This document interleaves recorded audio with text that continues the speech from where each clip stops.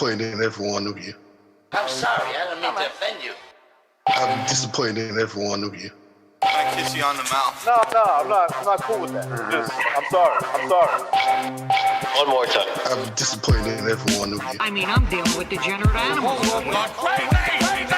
I'm disappointed in every one of you. Disappointed in every one of you. All right, come on. Honestly, I can't do it, man.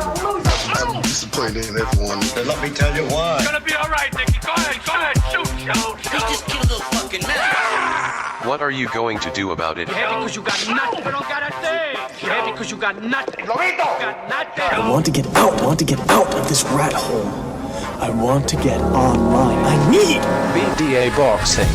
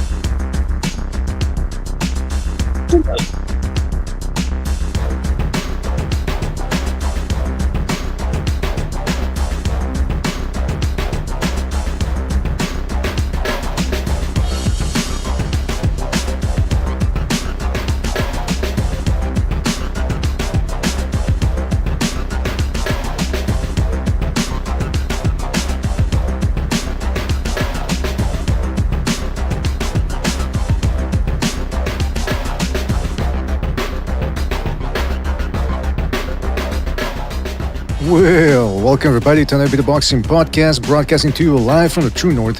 It's a good friend, Mr. BDA, and I'm glad. That's right, I'm glad that everybody could be on board for this one, fellas. In this episode, we've got a fantastic one for you, and I do mean fantastic. A lot going on in the news, a lot of rumors, a lot of fallouts, a lot of call-outs. So we're going to be covering all of that, plus more.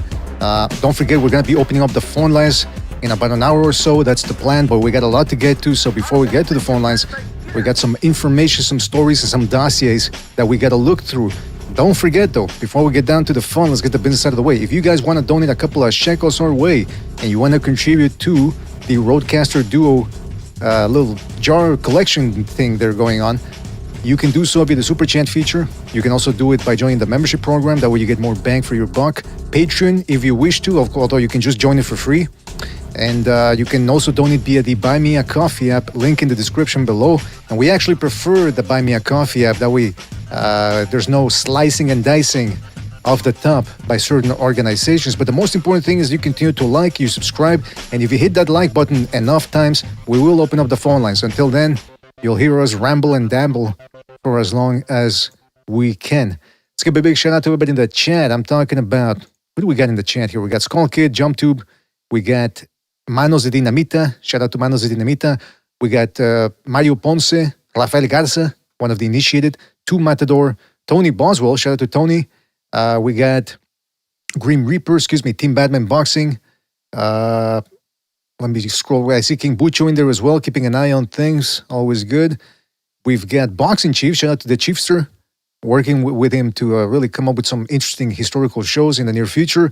I see we've got Never Sobers in there.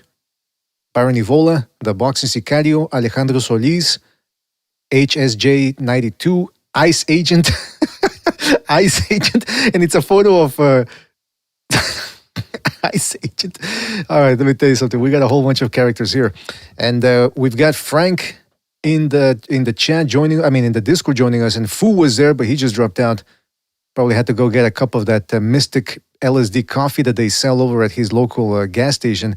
So, like I said, we got a lot to get to. Don't forget to hit the like, subscribe, and let's get right down to it. Actually, I'm going to share my screen here with the people on Discord so they can see what I'm watching here. There we go. Now we're all in the same plan here. All right, so just real quick, because this had not been confirmed, and it finally has been. And that is that the Mario Barrios versus Ryan Garcia fight is indeed occurring. And they've got a date as well as a location. So, as most of you guys know, I know we got a lot of people investing in real estate and all that. Real estate, location. So, by the way, if you watched Frank Bay's stream yesterday, he already went through this, but in case everybody missed it, this is what's going on. February the 21st at the T-Mobile Arena, and it's going to be for the WBC title. Since this is a Golden Boy versus PBC collaboration, you expect that there will be a good, solid undercard. So that makes it worth, at the main event ain't all that, but if they jam-pack it with good fights, then we're going to be happy. Ryan Garcia and Mario Barrios. Barrios is the titleist, by the way. I don't call this a championship fight, by the way, but, we got to be exact here and really give out the details. So February the 21st, T-Mobile Arena in Las Vegas. And what's his name? Barrios said that this is his division and nobody's coming to take what's his away. Garcia retorted by saying that the title belongs to him. So, wow, really fiery back and forth trash talking there. I hope it picks up a little bit. Ryan Garcia, though, lately hasn't been much of a trash talker, so we'll see what he does there. By the way, is it me, Frank? I know you were streaming yesterday talking about this fight. Is it me, or does this poster look like it was AI generated? Very AI. What'd you say? What? Very AI. Yeah, because they put, instead of February the 21st, it's just 21 Feb. Because it seems like the AI they used is one of those AIs that they can't really process or generate text quite yet. Yeah, Turkey's been doing the Night of the Samurai, and I guess it was Aztec Warrior, and he's been using kind of like queer cowboys themes. So I don't know. He didn't really get creative for this one. Yeah, it's a bit. I mean, they're cutting the cost now over at the PBC. Who knows what's going to happen with this with Amazon? They're not giving them any money, it seems. And now Golden Boy might be on the outs as it pertains to the zone. Although this will indeed be, it says watch only on the zone. I don't see Amazon anywhere, which is weird. Maybe that collaboration's ended. Frank? The Amazon PBC collaboration? I don't know. It's the way it's That's looking what now. I heard someone mentioned. I guess Ricky Glazer had said this was their last year with Amazon. You know, it's a lot of rumors, right? It's always rumors. Why do you call him Ricky? Because he's Ricky Glazier. You know, he's the man in the word on the YouTube streets. You know, he's been preaching PDC was dead, and they're still here. But I mean, it looks like they're done as far as what they used to have. Well, for my part, I never said that I never gave a specific date about when they were going down under. But if you compare them to where they were just 3 years ago, yeah, they're on the downslide for sure. For sure. I mean, how many events did they have last year? 5 events? And by the way, some people are going to say, you hating on the PBC. Listen, I wish there were more events. I'm a boxing fan. I want more events. I'm just pointing out reality is that they're not exactly in the best position possible right now.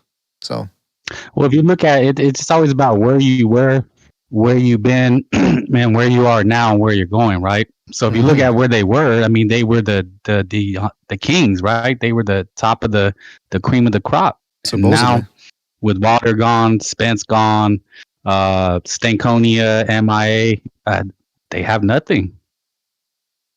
Yeah, it is a shame, man. It is a shame. I mean, I want more boxing, but right now, like you said, people always sort of, what's the word I'm looking for? Exaggerated the PBC's worth. Oh, they're the big dogs. Look at how many Yeah, when Tank Davis was Garcia did allegedly 1.2 million pay-per-view buys, which I don't buy, by the way. When I say I don't buy, I'm not saying I don't buy the pay-per-views. I'm saying I don't believe those numbers because neither Showtime nor the PBC ever released them directly. It was always through some lackey writer. So when those numbers came out, oh, you see PBC on top, it's a pay-per-view. If they're doing this type of ratings on Showtime, then that would be something to brag about. But anyway, listen, I'm not here to bash on the PBC because we've criticized them enough. I'm done with that. But I will say this. Barrios vs. Garcia, if they jam pack it with good enough fights, I will be watching and I will be happy because, like I said, I'm a boxing fan and I want to see a lot of good fights. Shout out to Frank Bay. They already have. Oh, yeah. Go ahead. Shout out to you, man. Sorry for the ebonics, but you have to make it shortened to get your message across. So hopefully you can, use your good BDA slang and translate. Let me see if I can. For the Roadcaster, i.e. Baby Mama Slush Fund, Salute BDA, my favorite Oasis channel, King Rai, future world champion, let's go. Oscar, an AI great, no, I'm kidding, all-time great for boxing. Well, shout out to you, Frank. It's Al. Yeah, I know. Oscar and Al. Yeah. Oh, yeah. okay, my bad. I was kidding because we were talking about AI earlier. But yeah, shout out to you, Frank. Really appreciate it. Okay, so let me get your thoughts on this fight. You're picking Garcia? I'm gonna have to, man. I mean, Mario Barrios went life and death with the 55-year-old midget Asian guy. You know what? Yeah, I mean, I'm we gotta working be- on I'm working on a video about that, and it's true. It's not even just that he struggled against a 47-year-old. It's the fact that he was against a 47-year-old who was shorter, slower, and he'd been out of the ring for 4 years. I mean, that is. How can you have any confidence in that? It was so bad. Go ahead. My bad. Oh, no, sorry. Go ahead. Go ahead. Oh, no, it was so bad that content creators were saying that it might have been what's a good word? I don't like to say fixed or corrupt. It just like there was an agreement. Okay, yeah. Yeah, that there that was something going on. Yeah, but people always think fixed or crooked. I don't think so. I think, like they said, Mario Barrios had too much respect for him. I mean, that's plausible, but I mean, if guys punch you in the face, I don't think you're gonna respect them. It just, I think guys can have agreements. I believe that. I can see that happening, but I don't know about this one. I just think, listen, Barrios, for a while now, I'd forgotten that his fight against Abel Ramos was a draw. I don't know why I was under the impression that he'd actually won it by split decision. It's technically, it was a draw. And Didn't he get dropped that fight? He did get dropped. He dropped Ramos, and then Ramos dropped him. And look, Ramos is a good fighter, heavy-handed, very dangerous. But again, he's the type of guy that you're supposed to be beating, and perhaps beating with certain authority. Now, Ugas did get stunned by Ramos, but that's because he's a heavy-handed guy, like I said. But for the most part, it was all Yordenis Ugas. It was a competitive fight, but it was mostly Ugas. So for Barrios to go on to draw against this dude, and his face was all busted up after the fight too, by the way. And I understand that that's not how you judge fights. I'm not judging a fight based on that. What I'm saying is, this dude he went through the gauntlet. And then against Akhmedov too, years ago, he went to war against that guy. A lot of people feel that he didn't win that one. And I got a lot to say about the WBC and all that, and all these other alphabet organizations. But for the moment, you are picking with Garcia on the basis that Barrios just isn't all that solid to you. Yeah, no, I mean, on talent, I think Ryan has the talent. They're showing pictures of him. Training, he looks massive.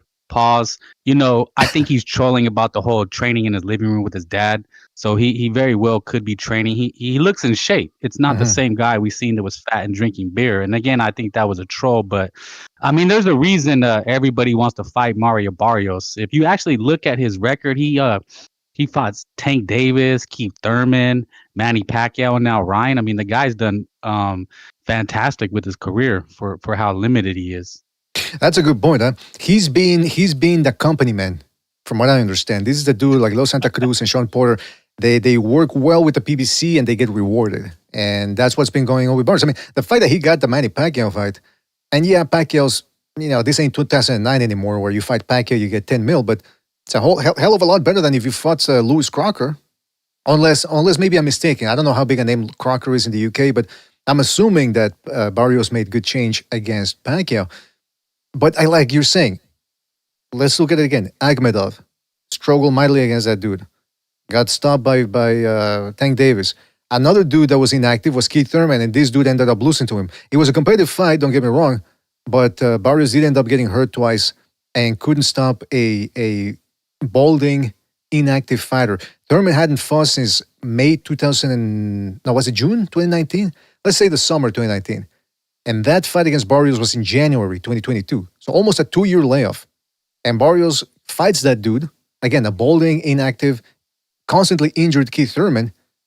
And the best he could do is he hurt him to the body twice, I believe. That's it. I mean, and then like you said, the Pacquiao fight. So, I mean, Garcia really should be able to pull this off. And by the way, I think they asked, we're going to get to that, Keyshawn Davis. We're going to watch a Keyshawn Davis interview that they did over at with Brian Custer. I call him Ryan Custard. But anyway, Keyshawn Davis is picking Garcia, Frank. And you know what he said? He said, depends on which Ryan Garcia shows up. That's where we're at now. That's what Ryan Garcia has become. He's become the new Zab Judah and Adrian Broner. Well, if it's an in-focused, motivated Ryan Garcia, is there such a thing as a focused Ryan Garcia? Have we ever really seen it? No. I think boxing is his. He looks at boxing as his. What would you call it? His as a stepping stone Hmm. Yeah, I to think his career after the sport. a launching pad, if you will. There it is. Yeah, you're right. You're right. So yeah, we'll talk more about that fight as it nears, as it progresses. But for the moment, that's all we've got there for that. Hopefully, the undercard is good. Do you think we see Oh yeah, Fundora I was Thurm? gonna say just Go ahead, go ahead. they already said there was rumors Resendiz and Munguia will be on the undercard. So Hmm. it's shaping up that yeah the Hiroka that Gary Antoine Russell Oh, Hiroka is rumored to be on oh. the undercard. And I thought I seen I may be wrong. I'll probably look stupid later, but Frank Sanchez and Torres on that undercard. I don't. I Wait. could Ah, be okay, mistaken because on that one. it probably because Top Rank is farming out their fighters to other companies and other networks right now because they don't got anything. Who knows what the I don't know. I don't know. I mean, who knows what's gonna happen with those dudes? But Munguia versus Lesendis, I'm not even all that. Munguia is not really exciting anymore. And I don't think he's ever really been all that exciting. So, but it's still an interesting fight. And Hiraoka versus Gary Russell Jr., I don't know if you heard, but whenever somebody mentions a good undercard, I start turning Japanese. I go, I start grunting.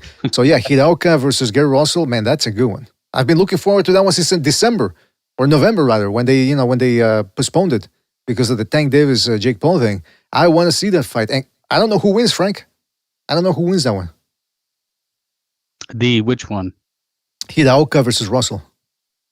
I mean, I'd have to go with Russell. He looked like a machine his last fight. I mean, he looked like a machine against Ryle. He didn't stop punching and he didn't get tired. So I would just favor Russell because of that.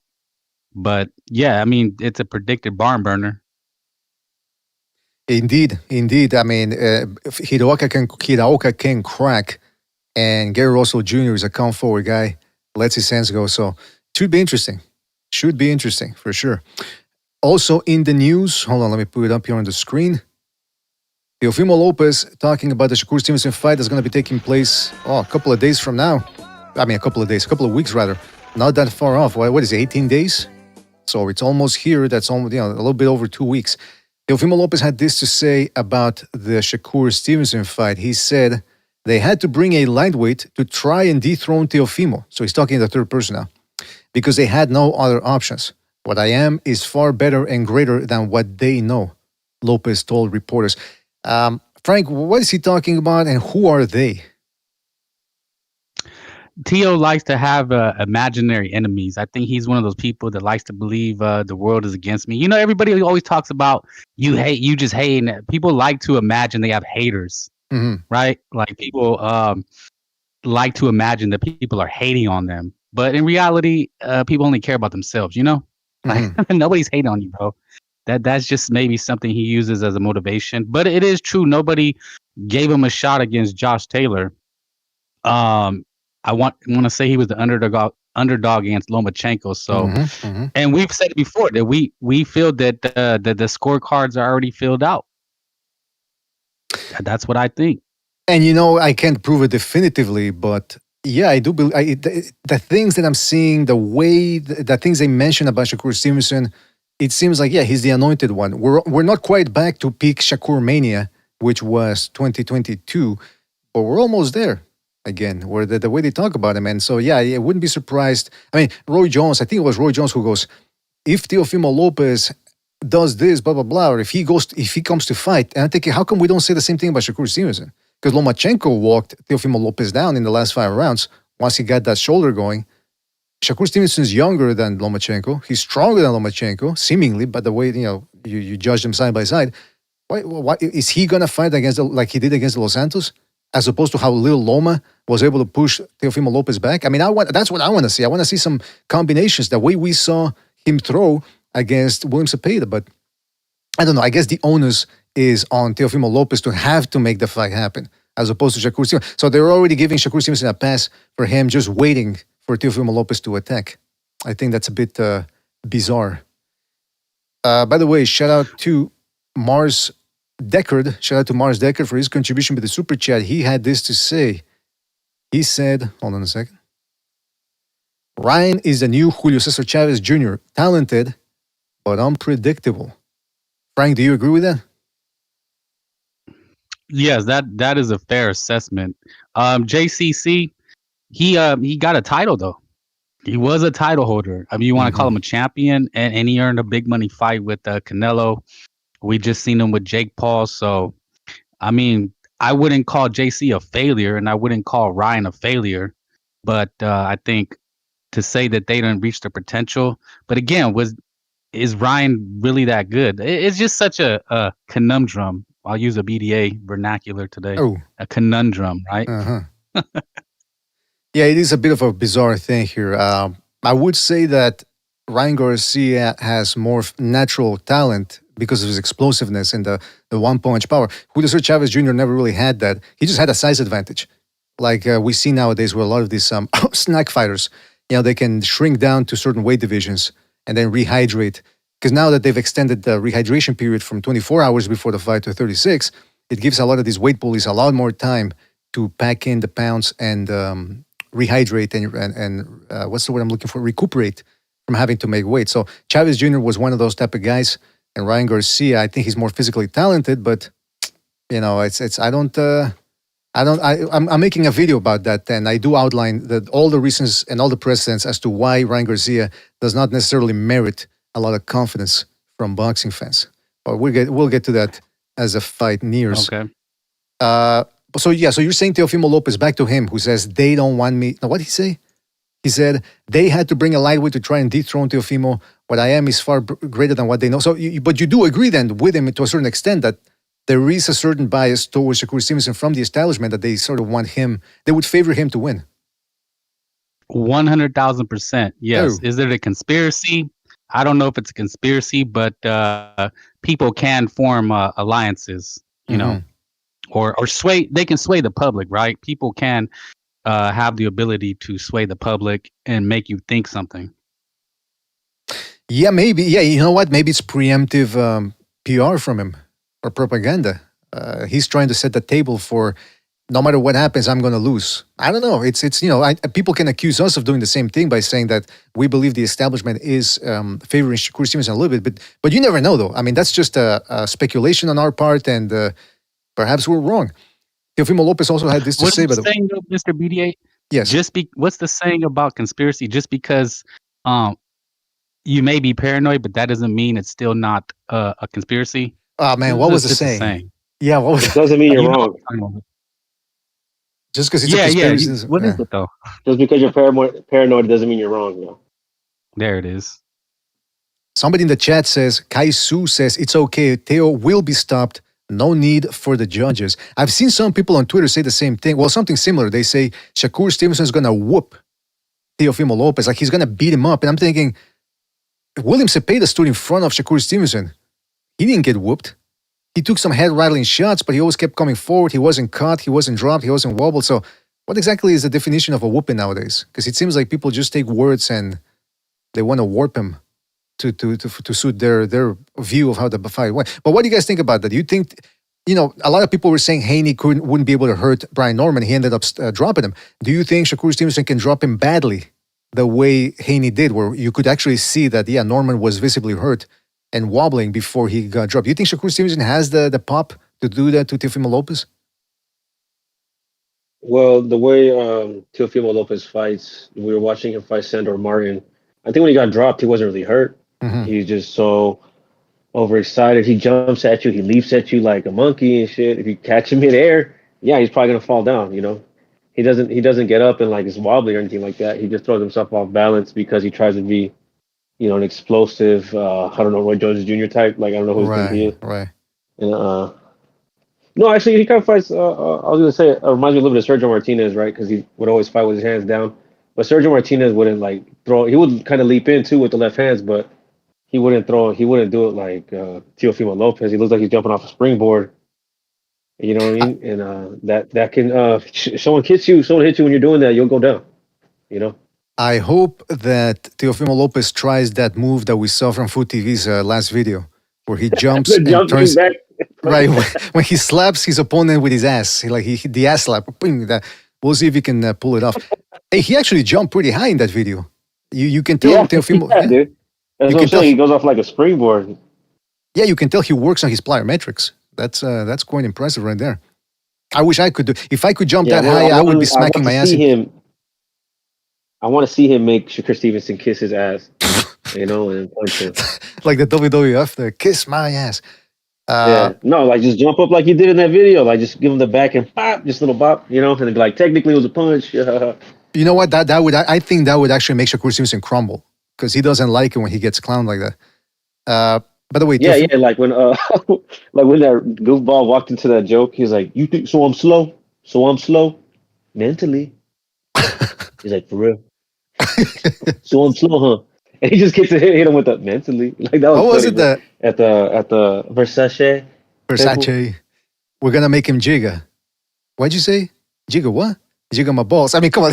And then Teofimo Lopez Sr., his fucking reaction, he's like, can't believe you walked into that one, bro. It's like, it was the funniest thing for those guys. That little fifth grade joke there, that was the height of comedy for them, the pinnacle of comedy.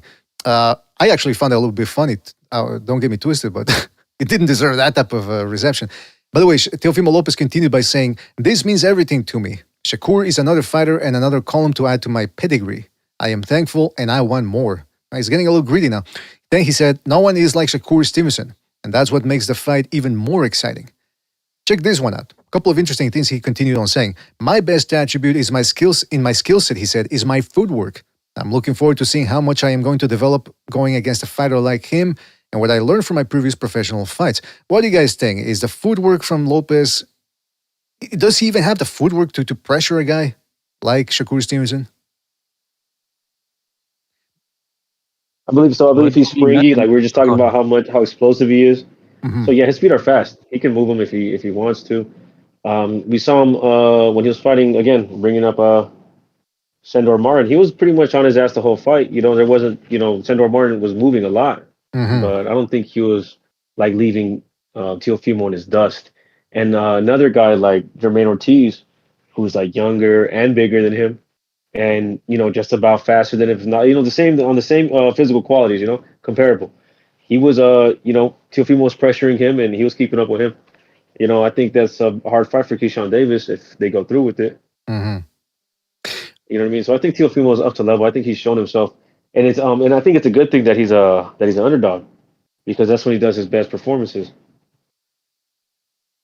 Yeah, it's interesting, man, because like you say, we watched that. What was the fight we rewatched from Lopez? Was it the Martin fight, right? On Discord? It was Sandor Martin, yeah. Yeah. But unfortunately, I don't even know what I'm going to do with that footage because every time I spoke, my mic was too hot. So the whole fucking thing was ruined because it's mostly me talking. So I don't know. We might have to rewatch it again. And the Shakur Stevenson versus De Los Santos fight. Unfortunately, we'll have to rewatch that one as well. Sorry. But yeah, you know what? It's true. Though. When we were rewatching that fight, I noticed, Lopez was sticking to Martin, but it's one thing to cut the ring off. It's another to, it's a two-pronged process. You got to cut the ring off, and then you got to be able to cut the distance properly. He doesn't have that second step. He steps in from too far away, which allows slippery guys to turn him. And that type of approach is going to be a nightmare against Shakur Stevenson. So he really should mind his P's and Q's and throw more feints, inch his way forward, put those gosh darn gloves up. But I don't know if he can. I will say, though, I was rewatching, and I know it's footage from a long time ago. These guys were pretty much teenagers. But if you rewatch Shakur Stevenson sparring Devin Haney, when you fight a guy like Devin Haney who's got comparable hand speed, if not a little faster than Stevenson, all of a sudden it becomes a type of fight where, I don't know.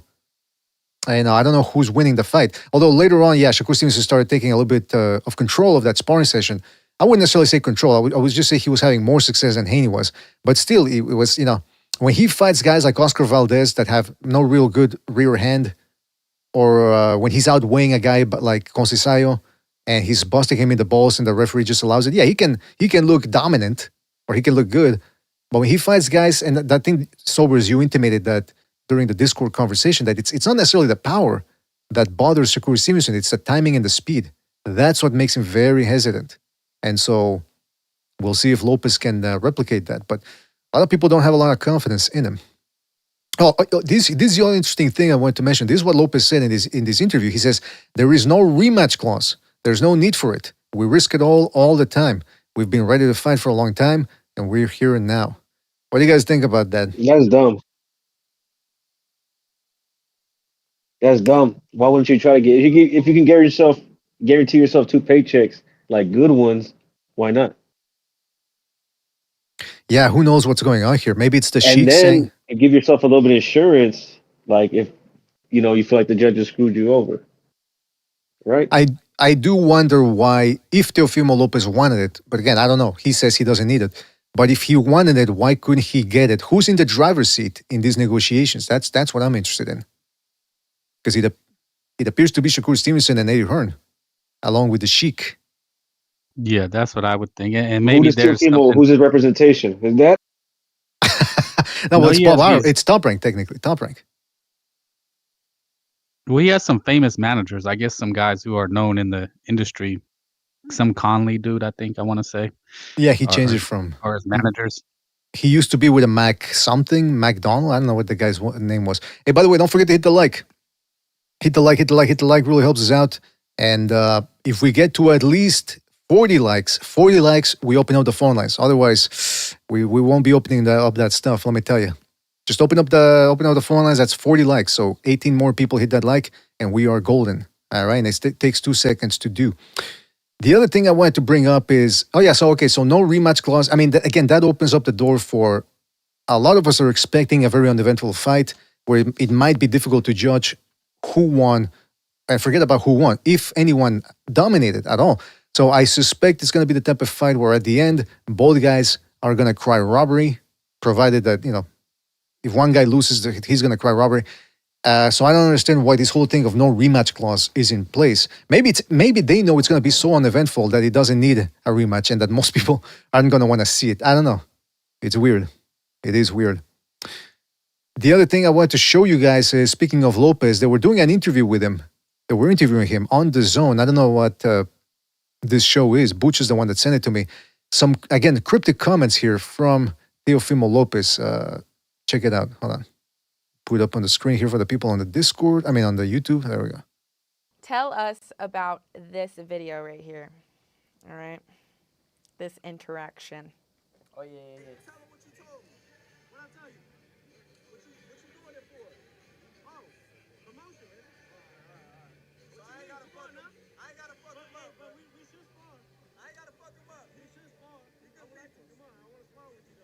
And since then, he has said that Shakur is going to beat the fuck out of you. What do you have to say about that? What do you have to say to Bud now? It's all in timing. That's really it. I really execute on my timing. I know when and where I'm going to do it. So it's perfect. This is perfect. It leads up to everything that it is now. I trust in the universe. So watch it back. Watch it back. Tell us.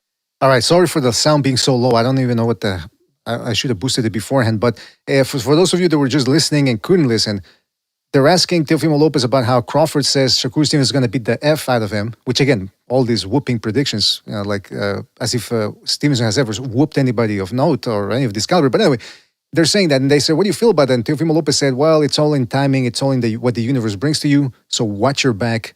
And then he repeats it, watch your back. What is that? Watch your back. Can we interpret that as a threat? Should Terence Crawford be on the lookout for some sort of Max Cady type stalker? What do you guys think? Well, he's saying that he wanted to fight him, right? But it led to this fight, which is, a good one. And he's maybe hinting that it's a stepping stone to him. So,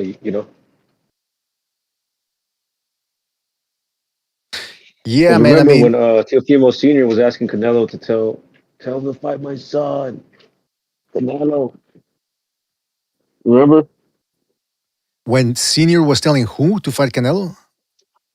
When he was whispering in Canelo's ear to tell them that that Crawford needs to fight his son. Ah, okay. Well, yeah, maybe. By the way, Teofimo Lopez at this point, you got to give him credit. He will fight everybody. He's not one of those dudes that, he didn't fight Haney. That was the bizarre one. But for the most part, you take a look at, he's facing Shakur Stevenson, who everybody says is the boogeyman, supposedly, and yet he's willing to fight him. And by the way, look at how big Crawford looks, man. This guy used to be a 140-pounder. Look at the size of his head. I am, again, it really just goes to show you what BoMac said, what Crawford himself said, that he should have been at 168 a long time ago. A long time ago. That's why on fight week against Canelo, I said, these guys are the same size pretty much. I never really got into the whole, he's going to be the smaller guy. You saw him bulking up a year prior to that. So I'm telling you, that snack really works, man. That snack, you got to give it credit. Looks like a prison picture. Looks like snack for just out of prison or something. You know those photos they sent home? Yeah, I don't know what was up with that. Shout out to a pigeon in the chat. Shout out to the Pigeon Meister. Shout out to the Pigeon Meister. Lion Legal says, how do I call in? Well, I tell you what, you got to get people to hit the like.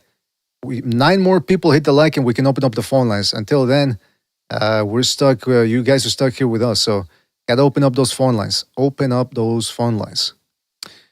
All right. What else are we going to do here? So, okay, so that's Teofimo Lopez there saying, watch your back, can be interpreted numerous ways. Teofimo Lopez, okay, blah, blah, blah. Okay, this is the other interesting one, though. Unfortunate news, Moses Itauma and Franklin, Jermaine Franklin, that is, or Jermaine. Is it Jermaine or Jermaine? No, Jermaine Franklin. They were supposed to fight in a couple of weeks, I believe. No, if not this week, it was the next. And, it was supposed to be January the 24th. Well, unfortunately, Itauma is injured. They haven't specified the injury yet, but it's going to be rescheduled for March, I believe. It says here, March the 28th. Yeah. So we're going to have to wait all the way until March for that one, when the spring starts. And again, they didn't specify the injury, but then I was seeing a discussion on the Discord. Apparently, there's a video that went sort of viral in the YTBC. Some guy was claiming that Itauma might have CTE. Again, I didn't see the video, so I don't know if that's what they meant. And then Shazar in the Discord was saying that he'd heard those rumors as well, and that even Dillian White was addressing rumors that Itauma had been dropped in sparring numerous times in the build-up to this fight. And Shazar made a good point. He says Itauma, even in his teenage years, was already seen as, next level prospect, blah, blah, blah, as an amateur at least, whatever. So he was probably sparring, I think he said that he was indeed sparring high-level heavyweights, and that maybe that's why it lends credence to the theory that maybe Itauma is already suffering from CTE. Have you guys heard anything about that? No, just looking at your Discord, that's what I seen. But, I mean, no, I've never heard anything like that. Well, again, I haven't seen the video, so it's a YouTuber made a video, so I don't know what the argument is. Although I did go on the comment section, but I didn't have time to watch it. But the judge said, okay, let me just see the gist of it, see what people are saying in the comment section. A lot of people were saying that no, it's not the guy. His CTE is just that he's high. That's why he sounds like he's got CTE. And I said, I don't know. It's when you're high, it's not like being drunk. Where you slur your word. That's more an alcohol thing. Weed. Maybe it makes you sound stoned, man, but I don't think it makes you sound like you've got fucking a rotting brain because of punches. So I don't know. It's I mean, if anybody's boxed or fought, like your head does ring. I mean, it just depends when they catch you talking. I mean, my head would ring the next day. It's nothing new, Like that never happened to me because I was usually the one doing the landing. You was the one delivering the beat down. That's right. I'm telling you, hey, listen. Some people could say, yeah, okay, BD, you were sparring 12-year-old kids. Yeah, okay, but still, I was, the point stands, I wasn't getting hit. That's what I'm saying. Also, in the news from another UK fighter, Josh Kelly feels that people are underrating him in the build-up to this Murtazaliev fight, which is going to be taking place January the 31st. What? Okay, so that's another fight on the 31st. What the hell? There's a lot of fights on the 31st. In the morning. It'll be, because it's over there, so it'll be in the morning. Well, in the morning for you, because you're on the West Coast. Here, it's in the evening on the East Coast. But your point still stands. Yeah, it's a different... it won't conflict with other fights. But that being said, this is what Josh Kelly had to say about Murtazaliev. He says he's a world-graded fighter. He's got world-grade power. Every fighter needs to have that element to them to be able to compete at the world-class level, he says. I think I've got more elements in my game, which take out his sort of world-class elements. But we're going to see it all play out on fight night. That's something that I've often said, and I think Boxing Chief has said as well, that if you want to be a pound-for-pound fighter or all-time great, whatever, you need to have attributes. This whole thing of skills pay the bills. You got to have skills, but you also have to have one element, physical element, that allows you to stand out from the rest. So let's say you've got very good skills. Okay, but now you need world-class speed, or power or a great chin. You know what I mean? Usually the one you want is a mix of speed and power. So Josh Kelly is correct. He does have speed. I don't know about his power though. At 154, I don't know if how good that power might be. But the one thing is, he's sort of shaky. I mean, look at how Avenesian was able to take him out. It seemed like Josh Kelly lost his stamina from one round to the next against Avenesian, and then against Ismail. What was his name? Ismail, British guy. I think it was on the Crawford Madrimov undercard. Kelly was doing okay, boxing this dude. I think he even clinched a lot. I had to rewatch the fight. But then in the last round, all of a sudden, it seemed like he got caught with something, just started running as if he was about to go down. I said, what the fuck? So when something happens, when I see a fighter do that, just running because he got tagged with one shot, and all of a sudden he's really, really running, almost as if he's about, like I said, if he's about to go down from one more shot, I don't have a lot of confidence in their durability. Now, on the other hand, Murtazaliev hasn't fought since, what was it, August 2024? I know for a fact he didn't fight at all 2025. So he's a guy that's already kind of slow. He relies on his timing, his power, and his ruggedness to get the job done. But what happens if your punch resistance is diminished because of that long layoff or your timing? He's going to need his timing to catch a guy like Kelly. So I think Kelly might be onto something here. And then he continued by saying, a lot of people mention his power, but I punch hard too, and I punch fast. And what you can't see coming is what will hurt you, he said. Not necessarily the hard shots. If you look at journeymen, they go through their career and they're not really getting stopped because they're able to take the hard shots because, he says, they see them coming. So what do you guys think? Does Kelly here have a shot to pull off the upset? Are the elements there for an upset? What with Murtazaliev's inactivity and the fact that Kelly does have Olympic pedigree, speed, and power, or some power. Well, this guy Murtazaliev, he was considered the boogeyman. I mean, they say that Virgil Ortiz and Jerron Ennis both turned this guy down, right? Mm-hmm. Because he has a belt, but like you said, he hasn't fought in a year. But when we did see him, I mean, he wrecked Tim Kazoo. But we know Tim Kazoo was coming off that brutal beatdown that he had. So the boogeyman thing, I don't know if he's the boogeyman, but again, you mentioned Josh Kelly being shaky. I think that's true. But it is in his hometown. So that's kind of strange. The champion has to go to this guy's hometown. But that's where the money's at. But right now, I think Josh Kelly is going to be the underdog. Well, he should. He definitely should. Like you were saying, he's kind of shaky. And, it's not like Avenesian is this big puncher. Well, he was a decent puncher at welterweight. So I don't know, man. Maybe Murtazaliev does take him out. But again, it doesn't bode well for the fact, like I said, he's a slow twitch type of fighter, muscle fiber guy. He does have heavy hands. But again, he's going to need to catch Kelly. And he hasn't fought since August 2024. I think it's August 2024. I got to check it out here. But so we'll see what happens, man. But it is an interesting fight. And January the 31st, it's almost... Oh, by the way, Murtazaliev is 33 years old. So he's not exactly a spring chicken. And on top of that... Oh, okay, the Tim Tszyu fight was October 2024. So it's almost... not that bad, but still.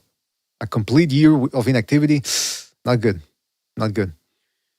Don't forget to hit the like, fellas. Hit the like, hit the like, hit the like. Where are we at with the likes? So we can open up the phone lines. 8 more people have to hit that. No, excuse me. 6 more people hit the like. We can open up the phone lines. Guys, he bring the kazoo with them. What? Oh, we got Fu TV jumping in. What's up, Fu? What? What happens if he brings the kazoo? What are you referring to? What? Kazoo, Josh Kelly versus the guy who plays the kazoo. I don't know. I don't get the reference. Who plays a kazoo? Like Murtazaliev plays a kazoo? What?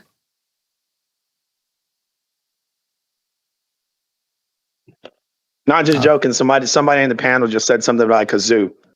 Okay, well, I was unaware that somebody had brought up the kazoo. I guess you missed it. You missed it. I missed it. I tell you what I didn't miss. I didn't miss your stream. What was it? 2 days ago. Who's live, right? I see the notification, not the notification, but I think that when you go on YouTube and it says who's live, your subscriptions. So who's live? I go in. This guy's watching videos of this muscular Afro-Anglo, I think they were Afro-Anglo ladies, wearing like these bikinis and they're squatting weights. They're squatting and they're doing all these leg weights and they're screaming, rah! And I'm thinking, then it turned out that there were AI videos. It's like a fetish on YouTube, by the way. Yeah, I think they're AI, yeah. No, they definitely were. But I'm thinking, who the fuck is doing that on YouTube? And the second most important question is, or rather the most important question, how did you find that? I showed you how who made them. That's not the question. I'm saying, how did you find it? How did I find them? I have no idea.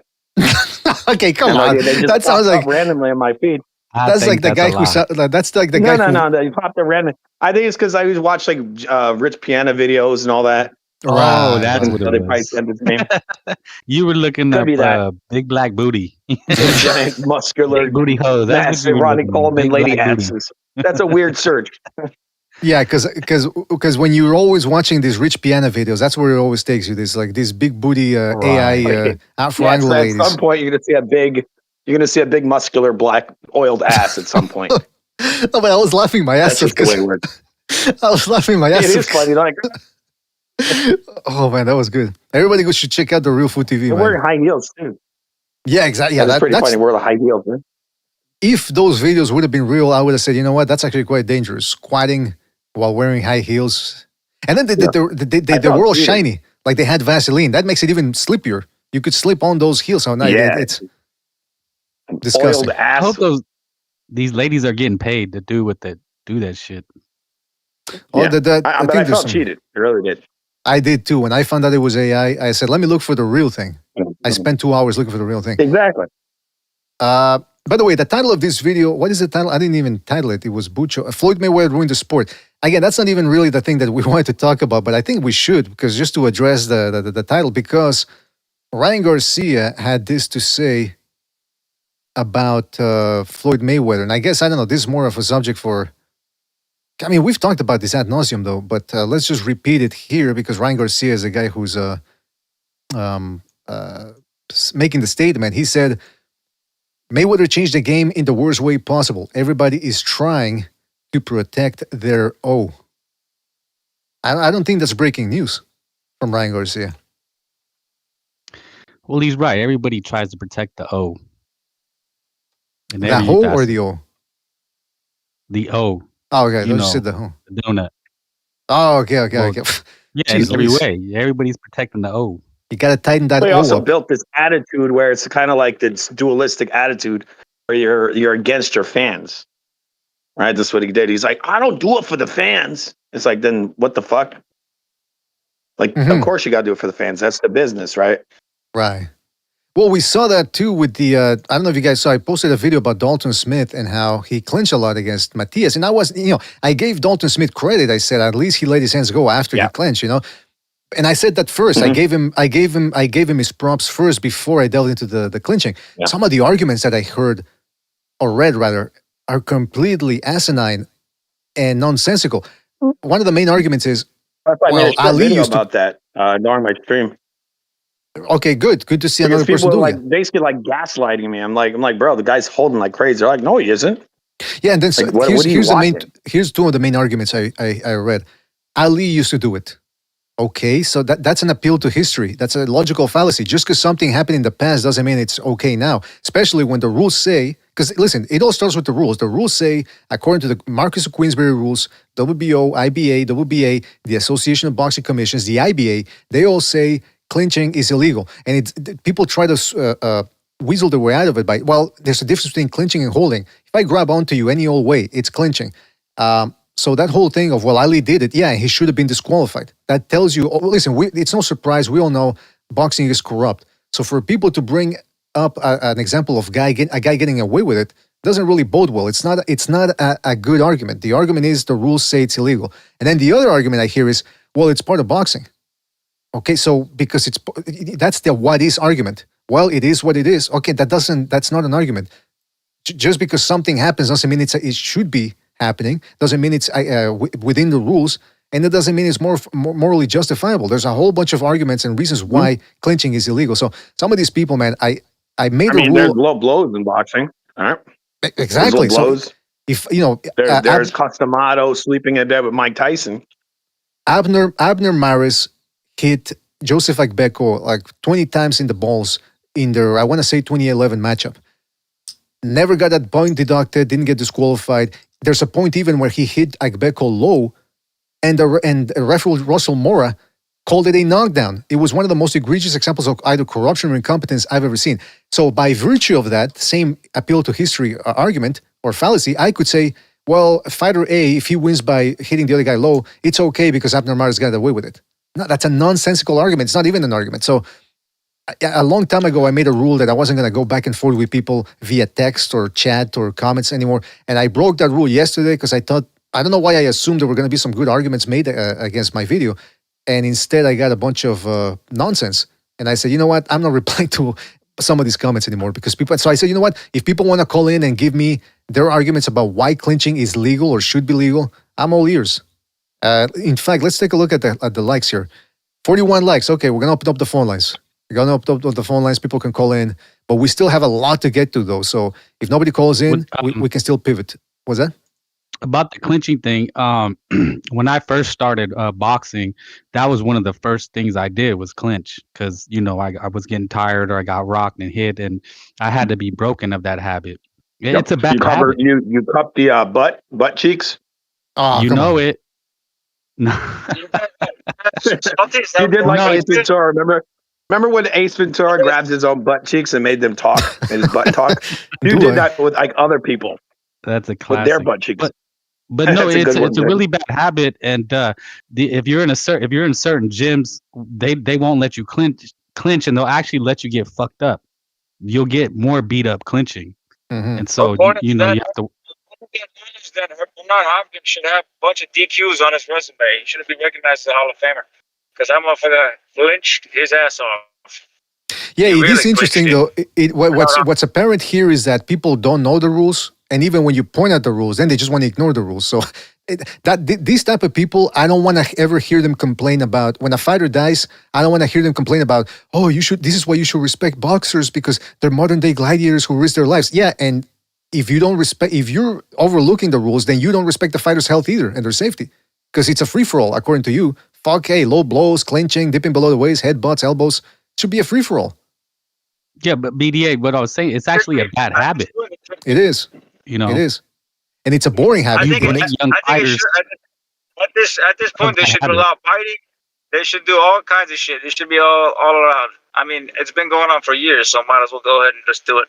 Now that's a horrible. That's a horrible. So imagine if I may. Yeah, imagine if there's a genocide somewhere, and I go, well, the Turks genocided the Armenians, so because it happened, then it should be allowed. It is what it is. I mean, I'm just giving you. With that. It's all good, bro. But you know what? At least we didn't change our names to Lopez or Hernandez and all that shit. We kept our Armenian last name. We didn't really. Maybe you should have. Maybe you should have changed the name to Lopez. It's a fucking good. It's cool as Spanish names are cool. Lamborghini, some shit like Spanish that. Names. It's not like that, bro. Strong last name. You ever saw Mario Lopez? Yeah, Gypsy. Spanish names are cool. Spanish names are cool. Imagine you see like a drug dealer and he's named the Hasba or something. That doesn't make any sense. But Lopez, El Chapo, Rodriguez, La Bomba Rodriguez or something. BDA, they own hookah lounges. That's what they do. You know what my first name is? I never told you guys my first name. You know what my first name is? Well, no. Don't tell us your first name. Don't. Caro like the car. All right. Like the fucking car. Okay. On top of that, that's like expensive, isn't it? Like in Spanish, like Caro Quintero. That's my real name. I'm not even fucking playing. That's my real name. I don't want you doxing yourself on the chat, so I hope that's a joke. But I can edit that out later. That's obvious. It's Carla. Okay. But by the way, hey, real quick, as it pertains to this whole thing of Ryan Garcia, he thinks it's breaking news that Mayweather might have negatively affected boxing with the whole O thing because I don't think did he ruin things? No, I don't think Mayweather ruined it. He did some good too with some of the mega events that he took part in. I also wanted to say real quick that Shakur Stevenson pointed this out as well months ago. Where is it? Let me just put it up on the screen here real quick. Shakur Stevenson said this in September of last year. He said, Mayweather, I feel like the guys in this generation are scared to risk it all. Everybody wants to be undefeated. People are afraid to take risks. They'd rather go and fight a fight with more notoriety than to fight the guy who's the best. Stevenson believes Mayweather started this trend. He stayed unbeaten, talked a certain way, and then changed boxing. and that changed boxing. So there you go. So Stevenson is saying that that about Mayweather. So it's not exactly breaking news right there, like I said, from Ryan Garcia. Blame the fans for that. The fans are all about that, keeping that and I guess the fighters reflect off the fans. And that's what it is. I mean, for example, a guy loses to another guy 2-0, for instance, like he's fought him twice in different time periods, but then he's making his comeback. They'll shit on him for coming back and trying to fight that dude when he actually deserved that shot. So I blame the fans for that kind of shit. I agree. For example, I agree. I'm right with you, man. Another part of the whole O thing is that when you compare people in history, right? So that's kind of the lamest thing I ever seen was Mayweather could call himself the best because he never lost. And I think a lot of his own peers, the Leonards and Tysons, hated that. They were like, this guy's not the best because he didn't lose. So, well, it's easier to be undefeated now, especially now, Frank, because like we've talked about it before, these dudes fight twice a year. So with certain selective matchmaking, yeah, you can keep that. Back in the day, and I'm talking back in the 50s and all that, yeah, that was if you could stay undefeated, which seldom anyone did. I mean, like Willie Pep, I think he was undefeated up until a certain fight, same thing with Sugar Robinson, but those were exceptional cases. I mean, if you were fighting 6-7 times a year and you could stay undefeated for 5 years, that in itself was a miracle. So, hey, by the way, don't forget to hit the like, fellas. Hit the like, hit the like, hit the like. I opened up the phone lines because we got to 40 likes, so make sure to call in. The phone number is right there in the left-hand middle portion of your screen. If you want to talk about the whole clinching thing being illegal, if you disagree with that or agree with that, curious to hear your thoughts on it. So we're going to leave the phone lines open for a little bit more in case people call in. If not, we'll move on to, I want to show you guys something as it pertains to boxing. I wanted to ask Fu, did you hear the Teofimo Lopez video we played earlier? What was it? Okay, let me play it to you. They're asking him about I might have seen it. They're asking him about how... I'll check it out. Okay, I'll show it to you. Terence Crawford said that Shakur Stevenson is going to F up Teofimo Lopez. So they asked Teofimo Lopez, what are your thoughts on that? Check this out. You have to say but now. It's all in timing. That's really it. I really execute on my timing. I know when and where I'm going to do it. So it's perfect. This is perfect. This leads up to everything that it is now. I trust in the universe. So watch your back. Watch your back. Tell us. What does that mean, watch your back? How do you interpret that? Watch your back. Watch your back. That doesn't make any sense unless he's going to send people after him or he's going to kill him when he's not looking. I think he said watch your back. I think Crawford doesn't wash no, his you back said for a watch long your time. back. Watch your No, back. I said wash your back. He said that's pretty dirty, bro. He needs to clean that back of his. He hasn't cleaned. He had that issue with his, eating beef and got meat got stuck in the back of his. Crawford. Well, yeah, that's what I'm saying. Wash your back. That's what he probably said. Wash your back. That's probably what it is. I mean, somebody packed his fudge. That's what it is. Just By the way, you're talking about Crawford, right? The guy who said, "Oh, there was a red meat." Well, how do we know that? Yeah, I don't know how to interpret stamina that. for a guy who hasn't eaten red meat in like 8 years, right? Isn't that amazing? Yeah, that one's weird, man. By the way, the phone number that I'm putting up there, that's the... Yeah, how come I used to have... I actually had the real number somewhere else. What the fuck? Maybe because I changed the page. Anyway, phone number, well... Yeah, I didn't even know how to do this. Anyway, we already got some phone calls here, so let's go to the phone lines here. We got some people want to call in. Let's go to 929. 929, you're on the air. 929, what's on your mind? Yo, man, guy from the Bronx here. Yo, man, clinching and wrestling is totally a part of boxing. You look at Sam Langford's highlights, the dude is literally pushing people. He's moving forward on the front foot, beating people ass with his fists, and then he's engaging the clinch himself when he's up in rounds, winning the fight. So I don't know what, this is early 20th century, early boxing. People are doing this. This is a foundation of the sport. Clinching, inside fighting, wrestling, head pulls, not fouls, not low blows, not hair grabs, not biting. Everything that involves the limbs, everything that involves the upper body limbs without hitting someone in the balls, because again, that's lower body, is not a foul, and it's permissible in boxing up to the ref's discretion. Where does it Very say that in the simple. Where does it say that in the rule book? I don't need to say that in the rule book. Where does it say that a knee is not a knockdown? You seen Tank not have a knockdown when it was clearly a knockdown.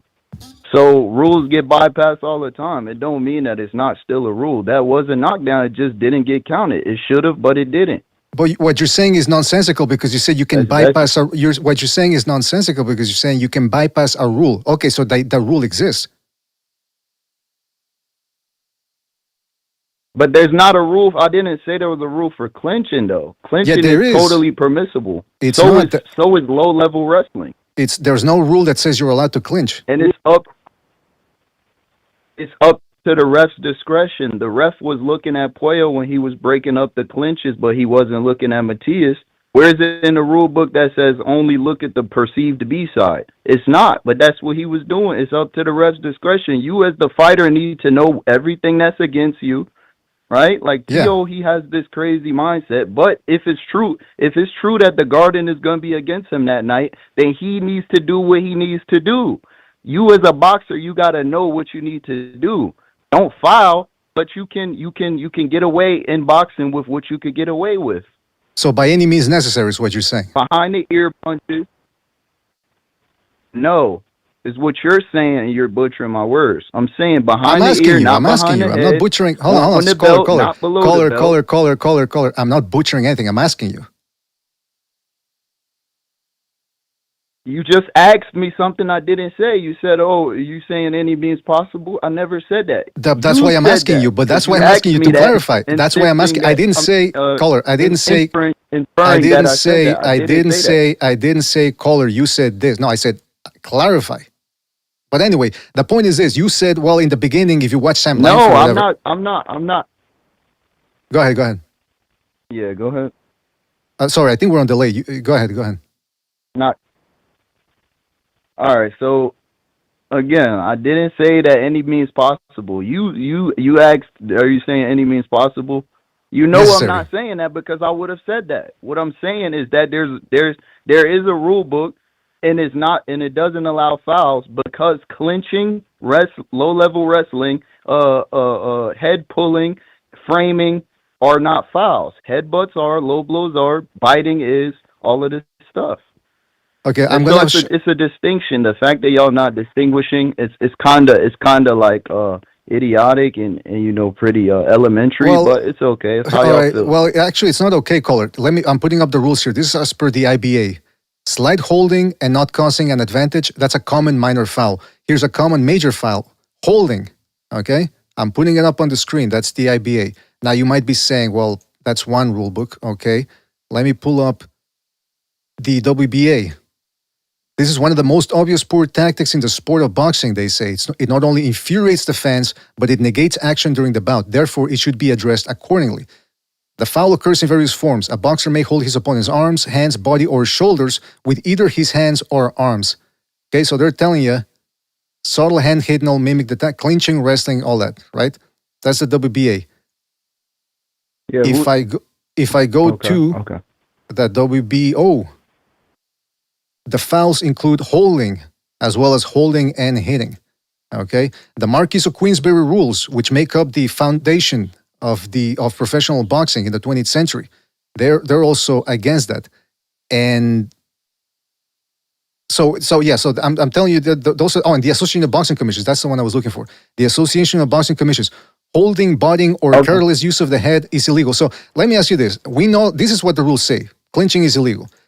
Are you entertained by the clinching as a boxing fan? When you watch Lamont Roach and Isaac Cruz holding each other, or Jake Paul holding onto Anthony Joshua for dear life and dropping to his knees, looking like he wants to fillet Anthony Joshua, did you find it entertaining?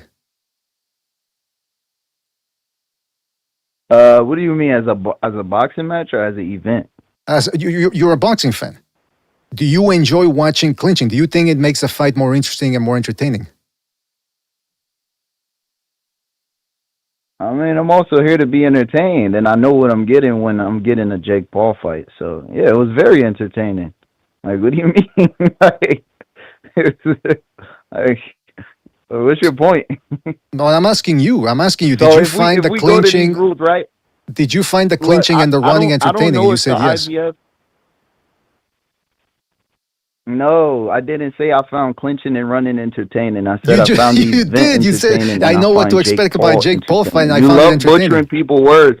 You love Just play it back, bro. Just anyone, just play this live back when y'all done. Just like, cause I refuse to be misconstrued. But I don't know if the IBF sanctioned that fight with Fury and Usyk or with Fury and Wilder. But Fury was slapping him with the open glove. Why didn't the ref say nothing? He should have. Yeah, you're right. He should have. Special treatment. That's what it is. That's what I'm saying. So it's up to the ref's discretion. Now, it doesn't mean the rules ain't the rules, but it means that the ref, however he feels that night, we're all under submission to that ref. Well, we shouldn't be. Caller, that's the thing. So, Caller, we shouldn't be.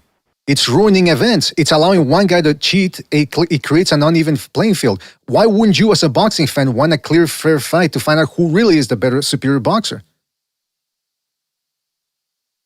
Because I know this is not a perfect world, and I know boxing isn't a valiant business, a business with morals. Well, we have to strive for perfection. a most ethical business. Boxing isn't. It's not cookie cutter. So we're gonna accept shit happens so in it's boxing, corrupt. So you're saying and it's you corrupt, gotta so we live gotta, with like, it. accept it being corrupt. Hey, how come I can't see Fu TV? Hold on. Fu, where are you? Oh, okay, you're sharing the screen. Okay. All right. Well, caller, you're saying that, well, I accept that boxing is corrupt. I don't accept that it's corrupt. Just because it's corrupt doesn't mean it should be allowed to be corrupt. People got to call these things out.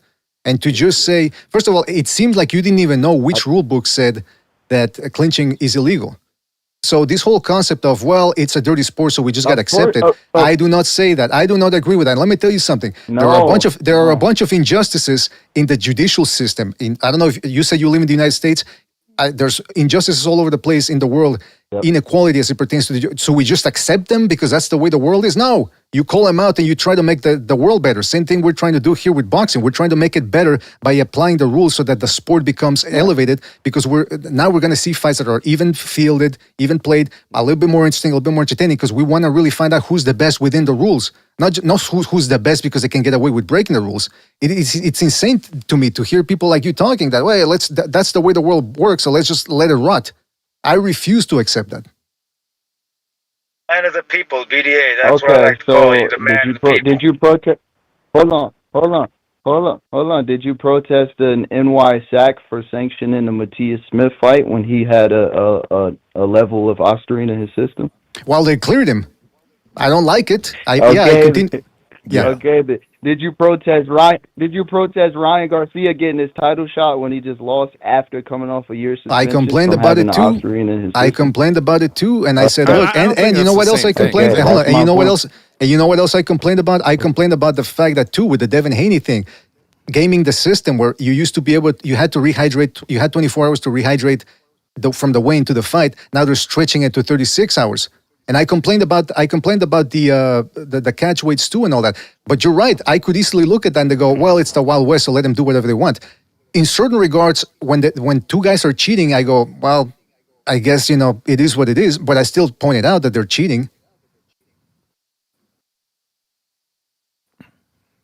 All right. And you said earlier, if I'm not mistaken, that someone said Bud should have went up to 168. First of all, who said that? Second of all, if anything, that was Bud going up against a guy who was much bigger than him, and he still won. And he didn't hold. He didn't clinch. I mean, he didn't hold. Clinching and holding is different, too.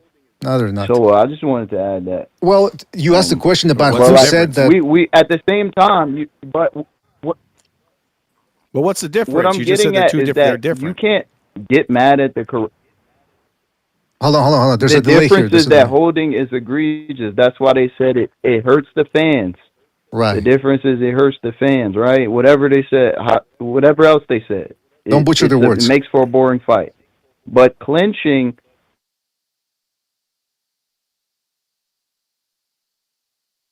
surge of energy, and it allows the ref to do his job.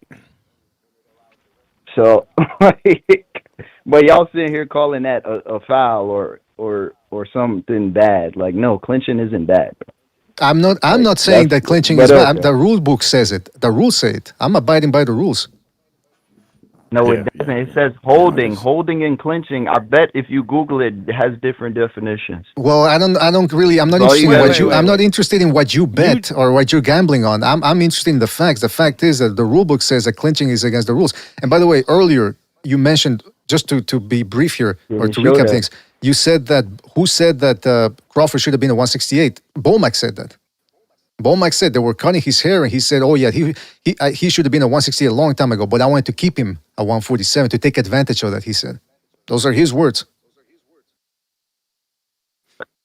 Okay, bro. Like, are you coming at boxing, or because you saying weight bully this, weight bully that? But why are you not calling boxing the bullies? Because people are just people. They're just trying to get it out the mud. Of course, I'm gonna sink down to 147 to beat a smaller dude's ass. But I never said. I never. Hold on. So all I answered was your question. That you said who said that. That's all I'm saying. You're getting into weight bullying. I don't know what you're on about. All I said was Crawford. That according to Crawford's own trainer, he should have been a 168 a long time ago to take advantage of that. He said he used the word advantage. So all I'm saying, I'm just repeating what he said. All right. Well, listen. And I'm telling you, you should be giving Crawford the. Go ahead. Yeah, go ahead. You should be giving Crawford the utmost respect for that win, but I don't see people doing that because they'd rather harbor cheaters. They'd rather like people. They'd rather keep looking at people who actually do hold and not say nothing about it, but claim it's only black fighters. They rather see what they want to see. This is the world, bro. This is boxing. So when you get in that ring, just know, protect yourself at all times. All right, well, three last things there. I did give Crawford credit, and I give him credit because there was no size advantage for either guy. It was up to skills, and he happened to be the more skillful fighter vis-a-vis Canelo. So yeah, he got a lot of credit. He said that himself too. I found that strange, caller, when he said, "Oh, no matter what I do, they're not going to give me credit." He got all the credit he could have gotten. Ring Magazine, ESPN, Forbes Magazine, and I'm just naming those off the top of my head. Everyone gave him credit. Well, almost. Obviously, there's going to be some people out there a little askew, but for the most part, the major organizations, boxing fans gave him credit. Also, hold on, someone's trying to talk here. Okay. Also, in regards to I never said that only black fighters clinch. In fact, if you look at our channel, I just recently did a video about Dalton Smith clinching against Subden Matias, and I got a whole bunch of flack from people telling me I'm hating, I'm making excuses for Matias. All I did was point out the fact that he was holding, and then people take it the way they want to. So, I mean, again, listen, we've been talking to you here for 11 minutes. I appreciate you calling in, and I appreciate you taking the time to have this conversation and give us your viewpoint. We do have to move on, but I like the conversation, and make sure to call back next time, all right? You guys want to know the difference between holding and take it easy, man. Thanks for calling in. There's a big delay between us.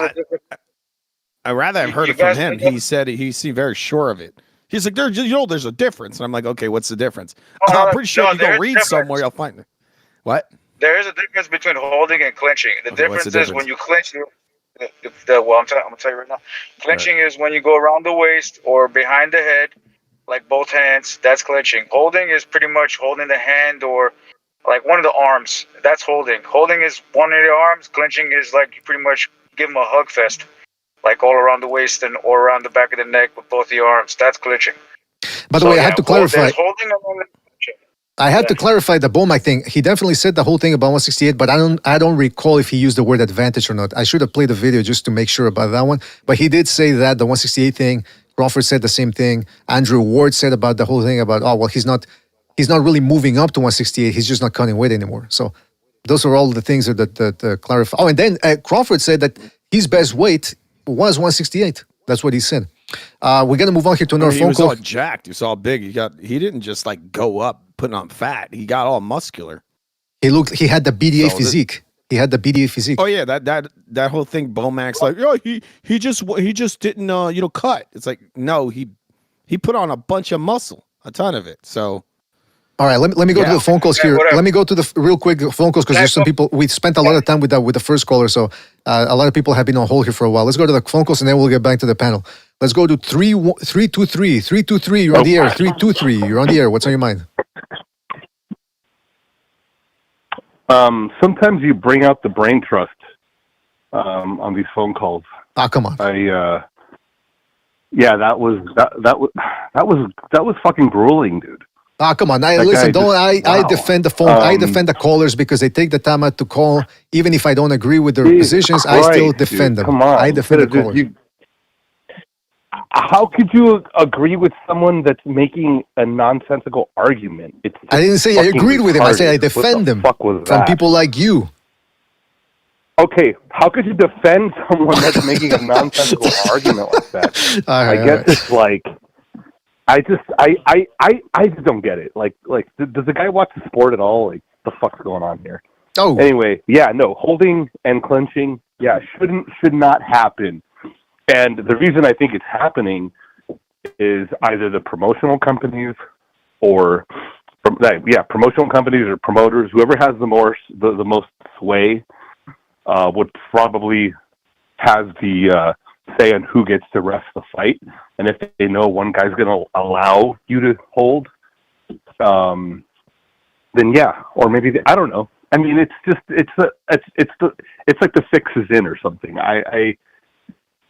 I'm definitely not a fan of holding, and I can't see an argument for saying, "Oh, holding makes the fight better because it makes you more explosive." What the fuck was that? Oh, whoa. The fuck is he talking about? Oh, come on. I mean, I guess holding does not make anything better. Clinching does not make anything better. And how could you sit there and bring up a point like, would you rather see these two guys hold? Do you think that's exciting? How could you not answer that decisively? Like in a matter of a split second and say absolutely not. That does not make the fight. Like how does anyone defend holding in any capacity? Well, we'd have to ask the caller. Anybody on the panel want to weigh in on how you could? Anybody on the panel want to weigh in on how you can defend holding in any capacity? I don't think anybody. No, you can't. I mean, like Benavidez did that to Yard. He crushed the Yard, but everybody found it entertaining. Holding is kind of entertaining sometimes. I mean, you watch one guy hold the other guy, just both whack each other at the same time. Bang, bang, bang, bang, bang. It's fucking entertaining. But clinching it's a hug fest. It's like a sexual encounter, you know?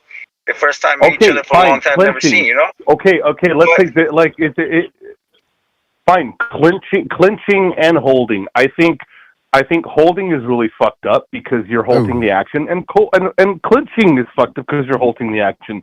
You should get a point deduction for that. Refs should not allow people to hold or clinch excessively, and that's what we're getting in the sport. You cannot defend either of those things. Holding sometimes can be entertaining, like Benavidez and Yard. When Benavidez or Yard was holding, and he just got like a bunch of uppercuts at the same time. It was beautiful. It was fun to watch. It can be entertaining, but it can also be very boring because they can't throw too much power behind. Okay, if a guy is holding, like he was holding his glove, I saw that part. I didn't see that at first. I saw one of the replays, and I hadn't seen the whole fight. So then I had a chance to watch the whole fight, and yeah, I could tell Yard was having like second thoughts about even taking the fight. During the fight, he looked like he was he was done, and he was holding his glove under his armpit, or I don't know what it was. He was holding one of Benavidez' one of his hands, and Benavidez just took the opportunity to say fuck it. So I don't mind if a guy fights out of it, and if a ref allows you to fight out with one hand, if you guys are clinched with one hand each. So if both fighters have one hand free and they fight out of a hold or a clinch like that, that's fine, as long as you fight out of it, or you're still fighting when you're doing it. But I don't want to see is two guys making love and halting the action, because I think we've talked about this before. That should be a point deduction right away. If it happens too much, if you're in the third round and you're already holding, by the sixth round we need a point deduction. And if it keeps happening, we need another point deduction in the eighth round. You know and what? Then, and then another. We have to be very aggressive. What I would agree with Sobers, I mean, and if not a disqualification. Oh, Don Margazos, what I would agree with is that, yeah, we should at least, at the very least, have a discussion like the one we're having now about, okay, how much, if you want to say that clinching is illegal, but excessive clinching is illegal. What is excessive? Set the ground rules, because this whole thing of, oh, no, let's just toss it aside and, well, it's part of boxing. Yeah. Well, I'm going to make it very clear. If one guy is holding one hand, if you have one hand free, if each fighter has one hand free, each fighter has one hand free and they can fight out, fine, as long as they fight out of it. Okay? But if you're just going to hold one hand and it's one hand slugfest, that's excessive. And if you're going to hold, there's absolutely no scenario where I think holding each other is acceptable. Well, I mean, yeah, that's one of the things that we can get into in a longer discussion, more in-depth discussion. But yeah, the point is that the rules are there for a reason. And like I forget which one it was. I don't know if it was the IBA or the WBA, but they said it.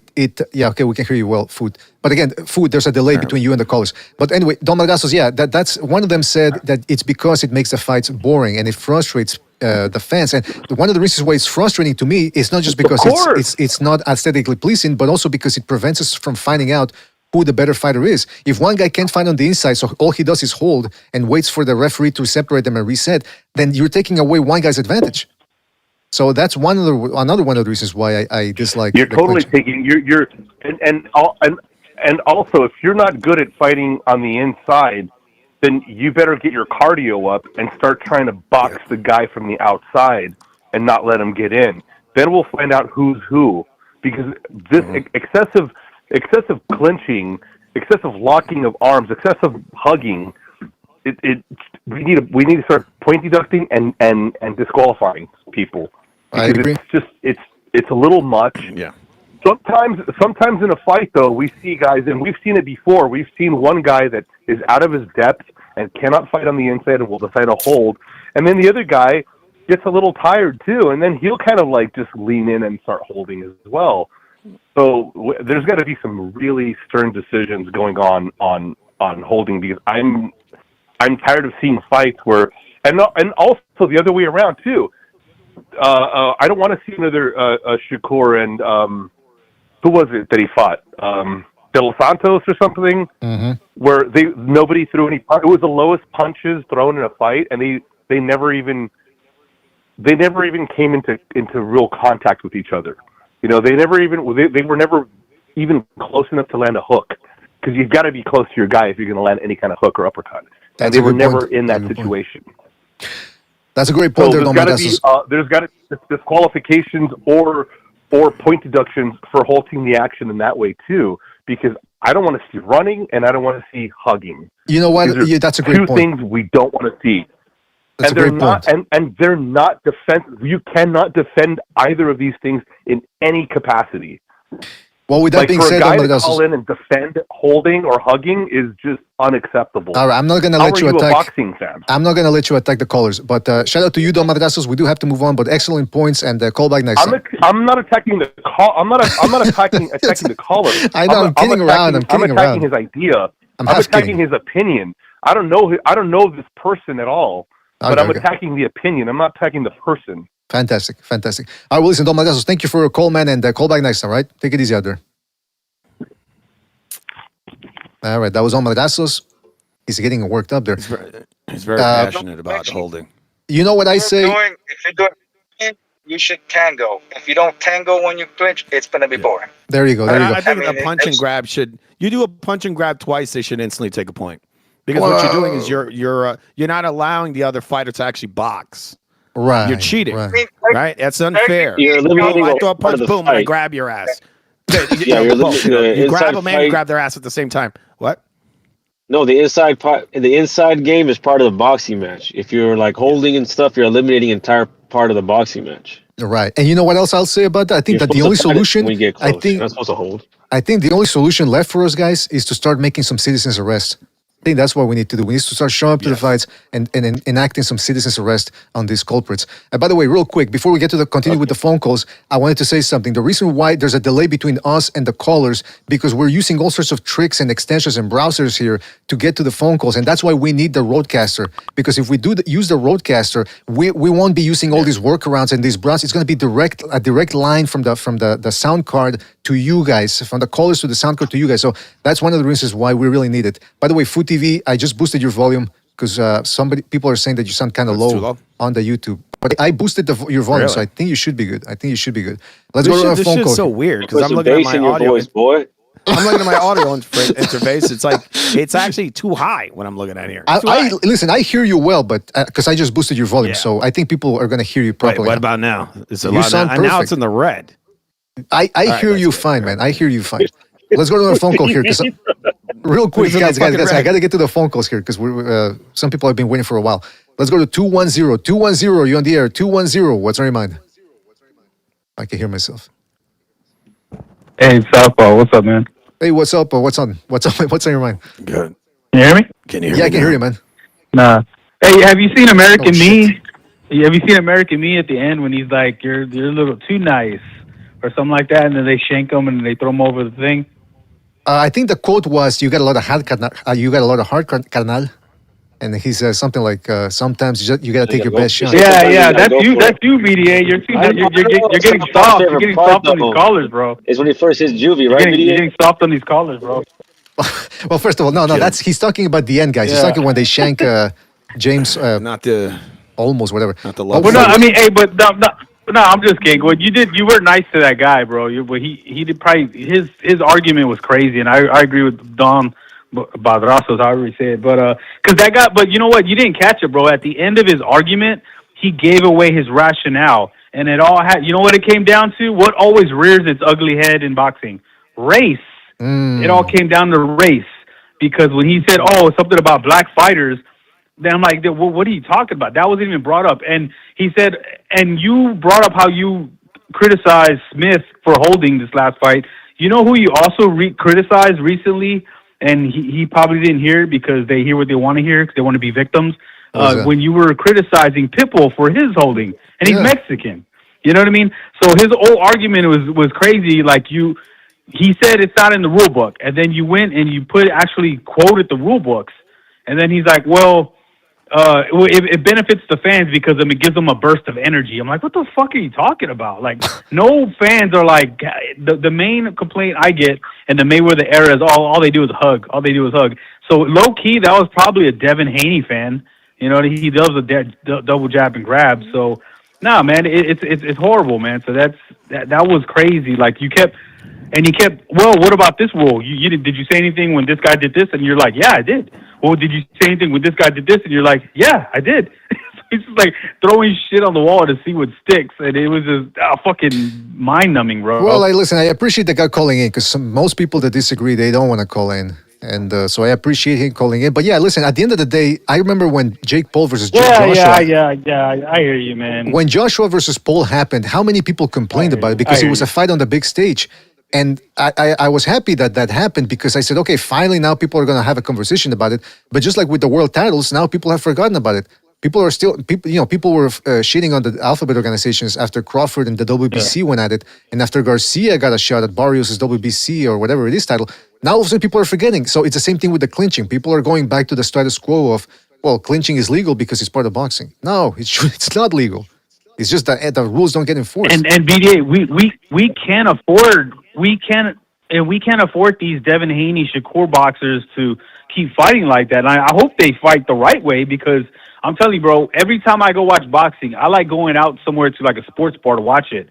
You know, somewhere with some people. I don't really like staying home and watching it at home. I want to go have a beer and be around people because I like to see how the people react to the events and the fights. But guess what's on every weekend? UFC. So whenever I go see a fight, and there's a shit show fight, and there's UFC and boxing on. Guess what? People start watching more than anything. They start watching the UFC, or they start turning off the boxing channels and start watching UFC. Yep. Like, so it's embarrassing. They're always so we can't afford UFC. that no They're more. always going to pick it over that shit. Literally has fights every single Saturday. every single guys, you Saturday don't the have to worry UFC's about on, it. Tio, and I love Tio's gonna love take going to care of places. And business. Tio is gonna take care of business, bro. You guys, you don't have to worry about it. Tio will take care. I All sent right, a all lot of nervous right. We're not even talking about that one right now. I don't trust Theo, but hey, I want to be fair. I want to be fair because I do agree with the original topic of Mayweather. Mayweather's a cancer to boxing. He really set a bad precedent, and marinating fights, weight draining, cherry picking, and just waiting to make the last minute so you can try to make as much money as possible.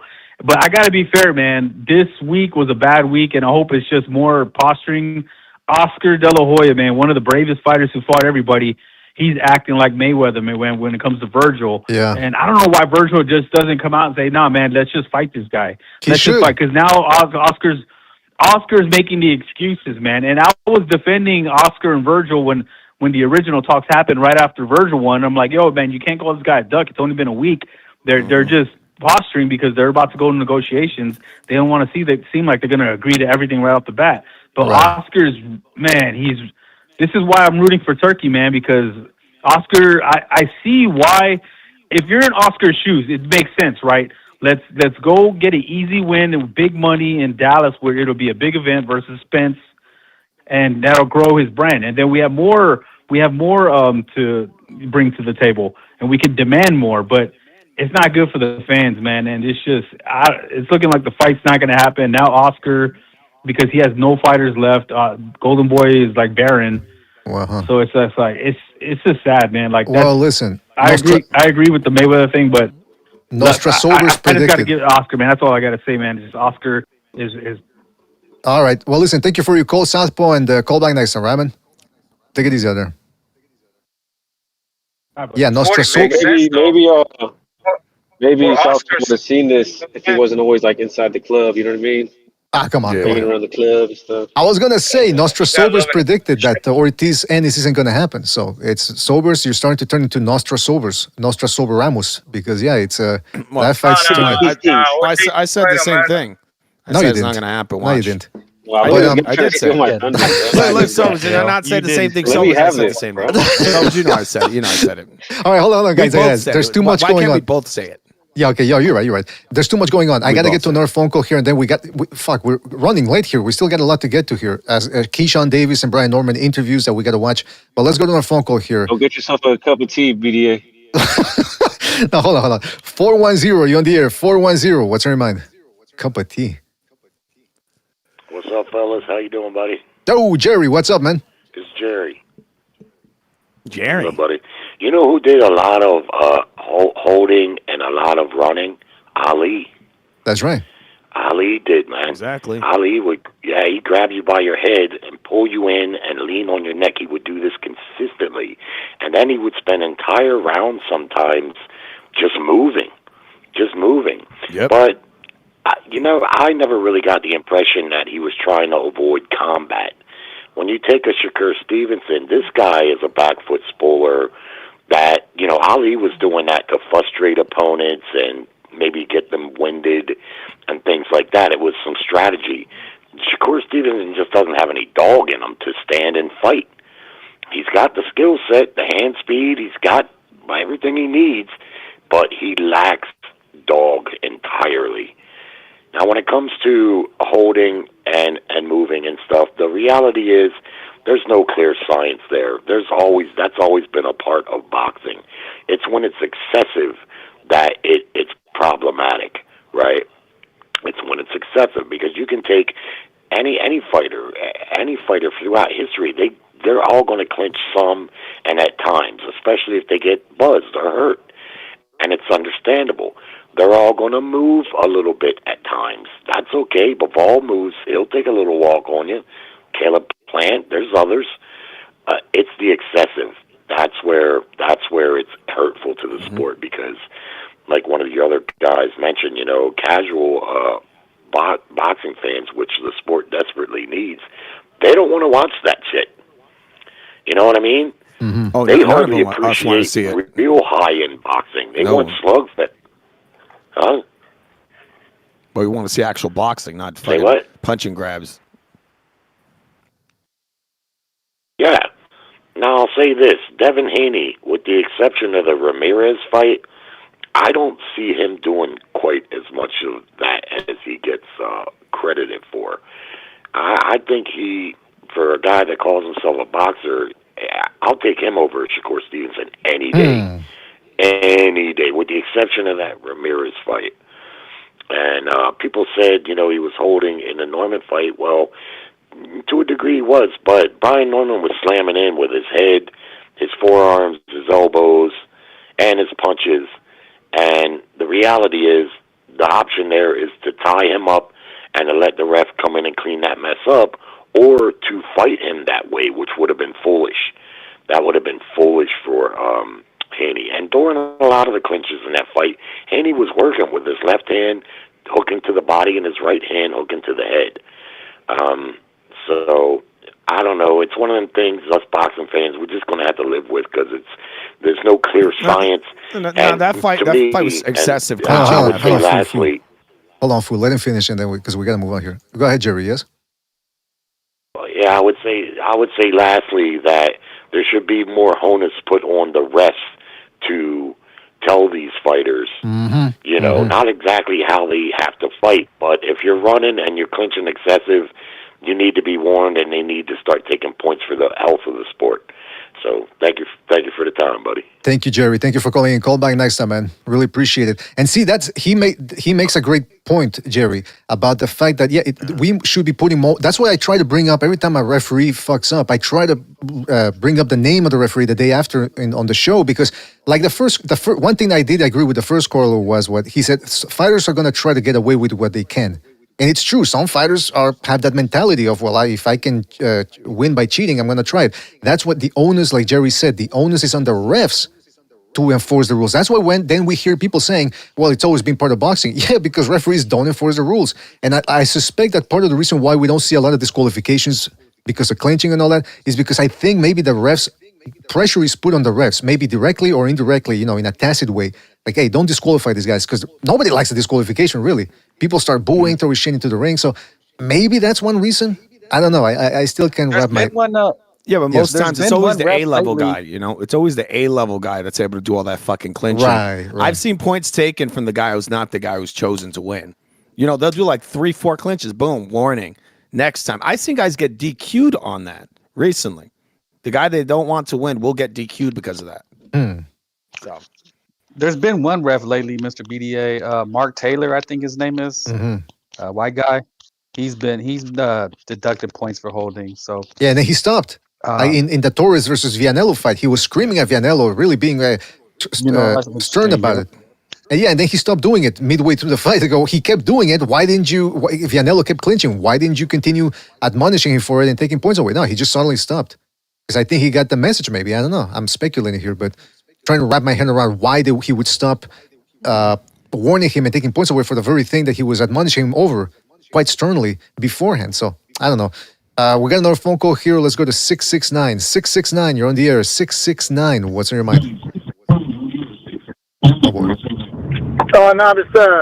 I'm hearing what you guys are saying, and holding's the way you fix fights with crooked referees. Oh. Well, that's one way you're looking at it, too, yeah. That's it. It's just like watching pro wrestling. Everybody's in on the commentators, everything. So I don't know why people are surprised when people cheat. I mean, the game is fixed. It's a good point. Like Food TV just said earlier, he said it's always almost always the A side who gets away with it, and it's the B side that gets admonished for fighting back. I said that. That's a lie. Now that's a lie. You know that. Yeah, didn't he take a point away from Pitbull Cruz for holding Lamont Roach? Didn't he take a point off Cruz? They did. No, it was they said it was a kidney punch. Yeah, Cruz shouldn't have it wasn't. Oh yeah. Hold on. Yeah, I think it was. They took a point away for something. I don't know if it was for the holding or. It was a punch. They said it was a kidney punch. It was on the fucking hip. But either way, they took a point from him, and there was clinching going on from Roach. I think that's what Pitbull was not the A side. He was supposed to lose that fight. That's what I they don't know wanted. about that. Oh, they wanted him to lose really badly. Well, Kohler, anything else? No, that's it. Just like if you're gonna allow holding, what's stopping a college wrestler from going in there and beating every boxer by holding? Yeah, just dropping them on the canvas or pinning them with the ropes. It's part of the sport. It's part of the sport, just like steroids. So we should just excuse all of it, right? Yeah, exactly. It makes no sense. It's We should, part you of the know. sport. I agree that steroids are rampant, PDs, and that it's hard to keep an eye on them. But that doesn't mean we should just justify them and say, "Oh yeah, it's okay if you can get away with it." No, it's just it's if they could find a But way even to. even if you don't get away with it, it's still just part of the sport. It should be forgiven. I mean, that's the way some people would have it. All right. Well, listen, caller. Anything else? No, that's it. Thanks for taking the call. Thank you, man. Thank you. Call back next time. Take it easy out there. We love you. We love. wait. That's how we're gonna end the calls now. We're gonna tell the callers we love them. All right. So listen, we got a lot to get to Thanks here. for calling in. I love you. There you go. We got a lot to get to here, and now that we have a full operational panel, so I'm gonna close the phone lines, and then we got to get to some of the stuff here. So, but Sobers did advise me to go get a cup of tea, and when Nostra Sobers makes a suggestion, I do have to listen. So, what I'm gonna do is I'm gonna take a latrine break, and I'll let you talk if you guys want about the whole clinching thing, because I got the impression that you guys had some things to say while we were taking phone calls. So if you want to talk more about that or whatever, I'll be right back. All right, stay tuned for that one. All right. So you're going. Wait. What is he doing? Is he going number 2? No, latrine break number 1. Come on, what am I gonna take? How quickly do you think I can take we're gonna a debate. whatever. We're gonna debate. What do you think? Come on, don't kill the surprise. No, just keep it warm while I come back. All right, keep my seat warm. But you could do more. You could do more than one thing in a latrine. Well, thank you. I'm confident. I'm comfortable knowing that I can go take a shit if I want to with you guys here. All right, You're doing like a turbo turds. Take it over. That's when you get it done in one push. Like, okay. Crazy, bro. 3, 2, 1, bam. The only problem with that is what's going on? Nothing. Just hanging out. What are you doing? What's going on with those fights, bro? Which fights? Fights at the end of the month. Oh, yeah. You got some good fights. You got the Teofimo Lopez, Shakur the bum. That should be interesting, right? Hopefully. Yeah, I think it will be. All right. Do you know any of the other fights on that card? Off the top of my head, to be honest. Tio, I'm gonna go look that up right now. So I think there's a couple Yeah, more some fights good in calls. You know, I'm glad people call in who disagree strongly with what BDA says and what we say. there. Yeah, and they say some really they have some interesting opinions there. They don't make any sense. It's pretty illogical. Just got to say it. Well, I He's mean, like- that's what they hear all day. They hear it's okay. Like it's okay. It's against the rules, but it's okay because it's in the sport because it happens. Yeah, So that that's- makes no sense, man. That's kind of illogical. That didn't make any sense. It's okay if you're hurt. I mean, I can see if you're holding and you're hurt. You're buzzed, Yeah, but that's even okay. even then, it shouldn't even be allowed. It's like, bro, you're ready to go. You're going. That's it. No, 'Cause that's you know what's fun- that's the only thing. That's the only time it would be justified. I think, like if you have no choice, you're falling all over the place, trying to hold yourself up, trying to get Yeah, a but little. then you're chance to get artificially keeping yourself wits up. about you. Yeah, but you're bro. artificially keeping yourself. That's equivalent to being held up by the ropes. You're just being held up by your Well, opponent. that's when the referee comes in and separates you, and that's when the guy has to go to work, right? The opponent. Hey, speaking Yeah, of, I mean, actually, go ahead, Fu, go ahead. wait, I was going to say that maybe you take less damage. If they didn't let you hold your opponent, you might actually take less damage, and the fight could just be called right there. You know what the caller could have did? The best argument I heard, and there's a dickhead that always comes on here, but the best argument really is you should know how to beat the clinch. That's like the best one. Well, you should know how to beat it. You should know how to, the move. No, you should know. that's not possible. Well, how You can't many beat the guys? clinch. How many can't guys really beat beat the clinch is hard. clinch? You can't because look, a lot of times the guys he's gonna go and feint in a jab or whatever or throw a punch. Now you're trying to block your head and boom, he just shoots in for a double underhooks. Well, no, That's Mr. what they do. BDA, you said it. You No, said he goes for the well, overhooks. you keep your arms Yeah. in. There's a defense for the clinching. You know. Well, I'll say this. I'll say Make him this. pay. Yeah, there are ways to try to get out of the clinch, but what I'm saying is the first line of defense should, like Jerry said, the first line of defense to protect the fighters and enforce the rules and protect the fans as well by enforcing the rules and giving us a fair fight is the referee. What does sort of grate me is when, because I can understand, look, if a guy's cheating and the ref doesn't do anything about it, then okay, you cheat back. But then the problem becomes, like Fu said, when the A side gets away with it, or forget about the A side, when one fighter does it and the other one isn't allowed to fight dirty to get out of that, that's when I have a problem. Case in point, Kenny Bayless warning David Benavidez in the Caleb Plant fight. Caleb Plant was clinching him. David Benavidez started using his forearm to try to pry himself away from the sexual assault, and the referee warned Benavidez, don't use the forearm. And then afterwards, because Benavidez kept complaining, Benavidez kept complaining after the fight, and Kenny Bayless has a podcast now, I think. I don't know if he still has it. He was talking with the fellow referee, Eddie Cotton, and they were talking about that. And then Kenny Bayless goes, David Benavidez was complaining about me allowing Caleb Plant to hold. And then he said the same thing. I think he said something along the lines of holding is part of boxing or something. And then he goes, check this out. He goes, but I also let David Benavidez get away with a lot of things. First of all, he never mentioned what those things were. And second of all, like Butcher said, because he's the one that caught this, he says, Butcher said, okay, so you're admitting that clinching is illegal and that you let both guys cheat. I mean, that's nonsensical because first of all, it's nonsensical because he's admitting that as a referee, he's failing to do his job. And second of all, he didn't allow Benavidez to do a lot of things because when he tried to do the forearm thing to get out of the clinch, he admonished him for it. In fact, he went to his corner and said, I'm warning you about the forearm. And then Jose Benavidez Jr., the brother, he tried to tell the referee, hey, the guy's clinching. And referee Kenny Bayless just went, and put his hand up, like, shut up, don't talk to me, peon. You know, and then he would say, what the fuck? So that's the problem. When the referees don't enforce the rules or enforce it for one guy but not for the other, that makes it an unfair fight. That's usually the case. It goes one way. And then one guy can get away with it, and the other guy can't.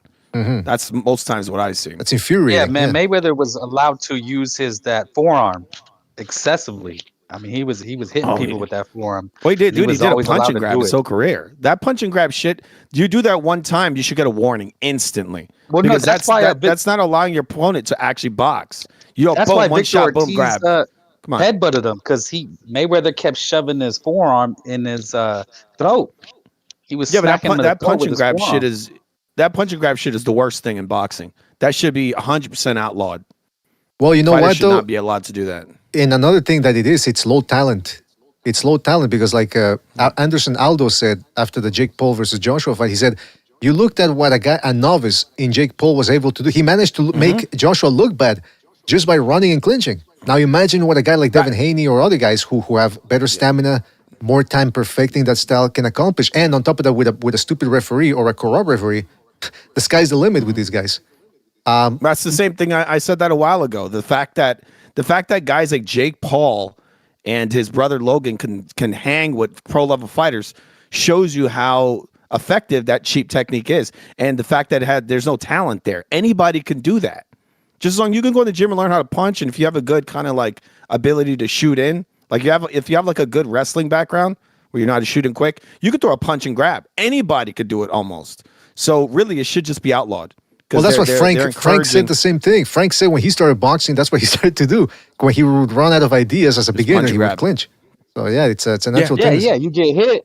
Someone throws a combination, you just stop it by grabbing them because they're more experienced. I have no experience. I'm just learning to fight. So I get socked. I'm just gonna grab them and I stop it. It's very effective. You shut off their ability to even box. You punch and then you grab them. Now they can't do anything.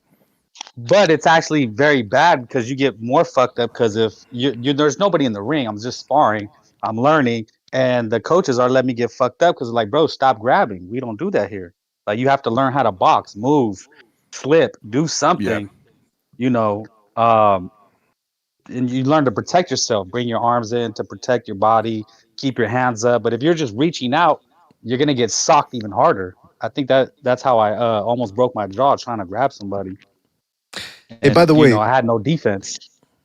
Let's get a little bit nationalistic here or whatever. I don't know if you guys heard, but Jesse Ben Rodriguez, one of the top pound for pound guys in the sport, hails from originally from Texas. I don't know if he still lives there or if he trains in California with Robert Garcia. But apparently there was a rumor that somebody had sent a mariachi band or something to one of his training camps. Oh, whatever, I forget. And that supposedly Bam rejected the band. And he'd made other comments that make people think that he's not proud of his Mexican heritage or whatever. So Robert Garcia was on the Un Round Mas podcast, which features Eric Morales and Marco Antonio Barrera. And look at the thumbnail right there. Did he reject a mariachi band? And so anyway, the podcast is in Spanish, so I'm not going to play it. But they asked Eric Morales asked Garcia, hey, is it true that this dude doesn't, he's not happy with his Mexican heritage or he doesn't consider himself Mexican? And Garcia said, no, it's because, he's Texan and Texans of Mexican descent are very proud of being Texan. It's a very beautiful state and people are proud of being Texan. So his parents are Mexican. He's got Mexican blood. So that's the way he feels about it. But then in the comment section of that video, a lot of people were saying, hey, who cares where he's from? He's a hell of a fighter, blah, blah, blah. And then this comment here, this in Spanish, I don't understand what the hell this has to do with the subject matter, but somebody says, he doesn't feel Mexican. Pocho mamon. Pocho means like a Mexican living abroad in the United States. Pocho mamon means like an idiot. And he says, that's why he's going bald. What the fuck? First of all, is Bam really going bald? I haven't seen it. It didn't look like it. Well, actually, now that I look at it, spray on here. Let's look at a picture here, because I'm curious, man. He's in the way he's got that like the Backstreet Boys haircut. Maybe that's to hide the fact that he's like Jonathan Taylor Thomas, right? Yeah, like 3 ninjas kick back kind of hair. Doesn't seem like he's going bald. Let's see some pictures here. Hold on. Very interested in this now. Breaking news. Well, while I'm queuing up the pictures, what do you guys think? Is Bam Rodriguez ashamed of being Mexican? Is he a self-hating Mexican? Is he gonna be helping ICE detain all these immigrants over there in the United States? What do you guys think? He already has. He wears 1-800 ICE on his trunks. He's one of those like fifth generation Mexicans. You know what I'm saying? Oh. Yep. And well, I don't know the dynamics. dynamics. Speak Spanish. He's like, I don't speak Spanish. My grandmother speaks Spanish. I don't speak Spanish. Did he say that? Something like that. I see a bald spot. I can hear him saying that. Okay.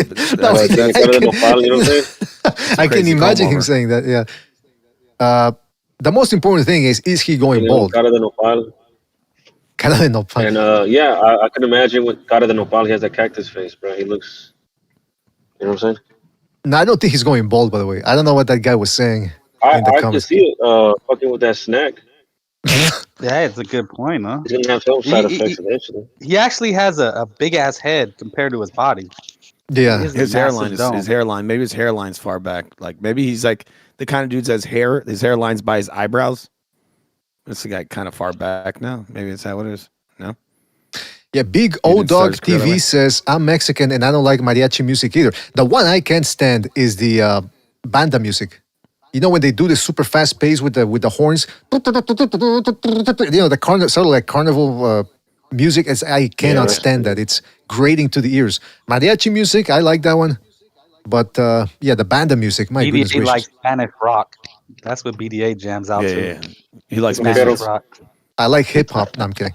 No, I like mumble rap. Pretty good. Yeah, but the pinnacle of civilization, hip hop. No, but listen. I don't think Bam is going bald. I don't think he's got anything against Mexico. But I do remember that when I first started talking to Californians of Mexican descent, they claimed that a lot of Texans of Mexican descent don't really want to talk about them being Mexican or whatever. So they have some sort of hang up on that. So I don't know if that's true or not. That's what I heard from Californians. So. I suppose it's a complicated thing. By the way, Eric, you know what? We're their Tejano is different. We're in a day and age where everybody identifies with something. You know, everybody wants to identify with some niche. It's edgy. That's true. It's well, it is turning into with globalization. The lines and the the borders are getting blurred. So it's a whole new thing, and it's been going on since the 90s. Like people self-diagnosing themselves with mental illnesses so they can get attention and shit. That's right, yeah. All right. Now, the other thing I want to show you guys is we got to get to this. This is important, all right? This is important. Keyshawn Davis was on the Brian Custard podcast. That's not his real name, by the way, but Brian Coster. And he had a lot of. Keyshawn Davis, you might recall, had this big fight lined up in June 2025 against Edwin De Los Santos. Not only did he miss weight by over 4 pounds, thereafter he was seen gobbling up food at the event, going at it against De Los Santos' fans. And thereafter, he ended up allegedly, him and his brother assaulted Nahir Albright backstage because Albright had the temerity to beat his brother in a boxing match that very night. So it really did, Davis hasn't fought since then, and it really seems to have hurt his Q rating. But now that he sort of stayed low, people are sort of forgetting about that. In fact, if you listen to the latest Ring TV interview they did with him, they're sort of glossing over it. It's like, all right, it happened, you screwed up, but you're still a star. You're still a potential star. And they just kept saying potential star, future star, star material. So it seems like forgive and forget, which again, he didn't kill anybody. He screwed up royally, but hey. But that's a very strange, unsportsmanlike thing to do. It's like the worst sportsmanship I've ever seen. He didn't even lose. That's a good point. So that's what I'm saying is, look, was it a monumental fuck up? Yes. But on the one hand, I'm not justifying it, by the way. I'm not justifying it, but what I'm saying is there's a path to redemption for Keyshawn Davis. Oh, by the way, somebody just sent me pictures. Sounds like you're trying to justify it, BDA. What was that? Sounds like you're trying to justify it there, buddy. Maybe I am. You know what? Maybe I'm a man of the people, and I believe in the Christian redemption.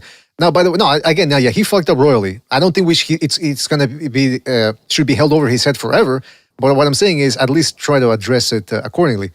What that may be, that's beyond my capabilities right now, because somebody just sent me this. Breaking news. Bam may indeed be balding. Hold on. So these are the pictures somebody sent me here. Hold on. An anonymous source. You can sort of see there a little bit of a patch there in the middle. And then there's this one here where it seems that this is against Sonny Edwards. So this is what, 2023? I don't know, man. Snack pack, bro. You think so, Sobers? You think he's starting to have the... Yeah. Interesting. For sure. For sure. You're being very unequivocal on Sure, that. bro. That's exact. I guarantee you that's what it is, bro. Food TVs. Frank, what do you guys think? Watch, he's gonna have a mysterious heart problem all of a sudden. He's probably gonna have to retire for a year or two, like Evander Holyfield did, Oh, boy. All right, well, bad heart all of a sudden at 29. Hopefully not, man. I mean, I would hate for that to happen to a young man having heart issues, losing their hair, or his hair rather. I gotta tell. Shout out to you know who you are, who sent me the photos. I don't know if they want it to be known who sent the photos, so I'll just they will remain anonymous for the moment. But shout out to you, anonymous source, for it. All right, so this is the Keyshawn Davis here on the Brian Costard podcast. Let's have a listen. That comes across, and we don't even get talked about. We don't even talk about them, bro. I know you consider him family, but I was looking and I remember in February. Okay. So let me set up the context here.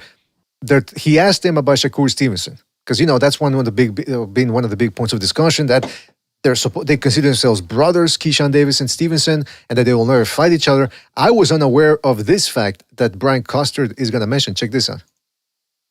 Andre Ward was talking to Shakur and said, don't be surprised if y'all eventually got to fight each other.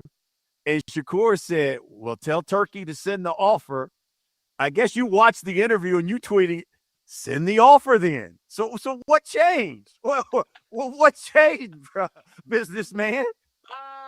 I see that little stupid ass post on Twitter.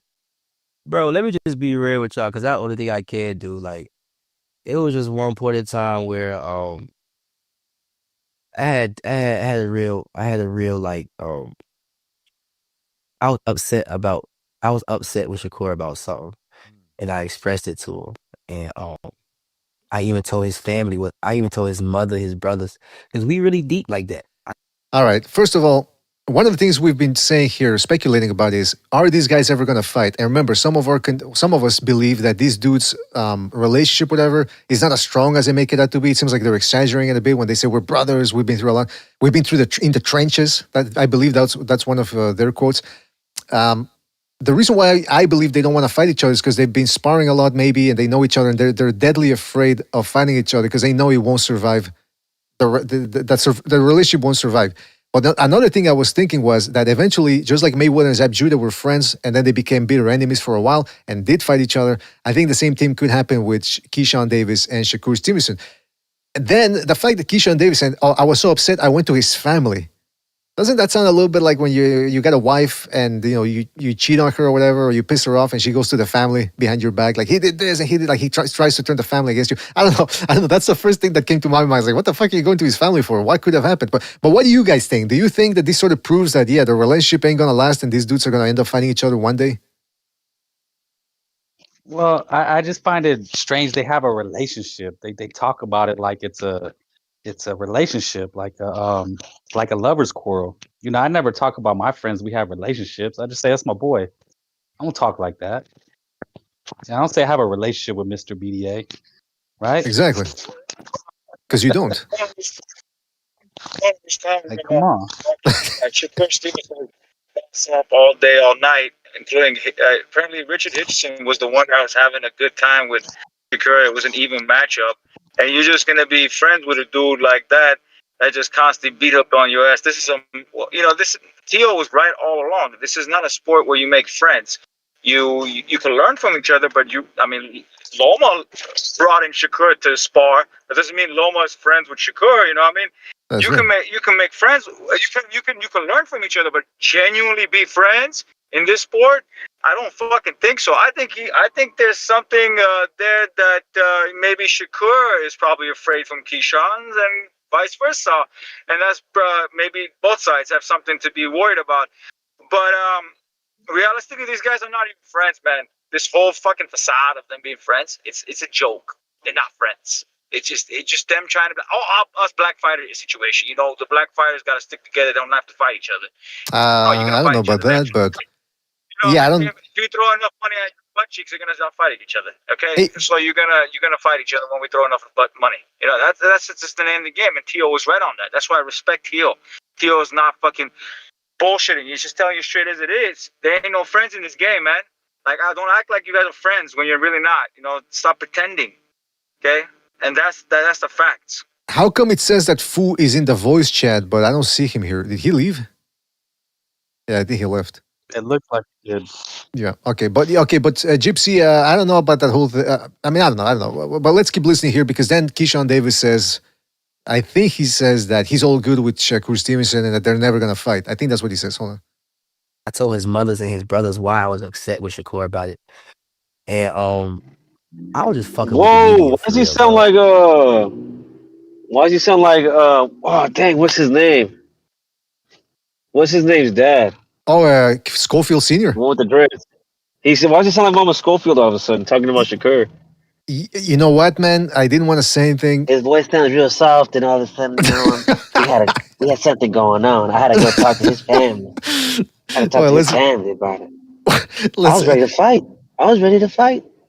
Shakur ain't no tank. What's the video I always play of the guy that's imitating Schofield Sr.? Well, I'll play it later. Sounds like a drag queen. He sounds like a drag queen. That's what he sounds like. Nah, come on, Gypsy. What's going on here? So look, I will say this about the whole thing, BDA, about you're my brother. If they're not blood related, I don't want to hear that shit. Exactly. Who cares if y'all train together? And what does Mike Tyson say about it? Like, if you're my friend, okay, then fight me. Help your friend out. Let's make some money. That's Why right. wouldn't you do that? All this shit about we don't got to do that. Like, yes, you fucking do. Yes, you do. Why don't you? You're gonna jump around weight classes around each other. That's some pussy shit. You're scared of each other. Both of y'all scared of each other. There's not enough fighters to go around. There's not enough belts to go around. There's not enough weight division to go around for you guys to be right next to each other, avoiding each other the whole time. You get what I'm saying? Like that's silly. That's silly. And to for these guys to pretend like they're best friends forever and blah blah blah. One of them's a narcissistic little diva with the who just fixed his gapped ass teeth, and the other one's a fucking head case. None of these guys are reliable. You think these guys are gonna be friends?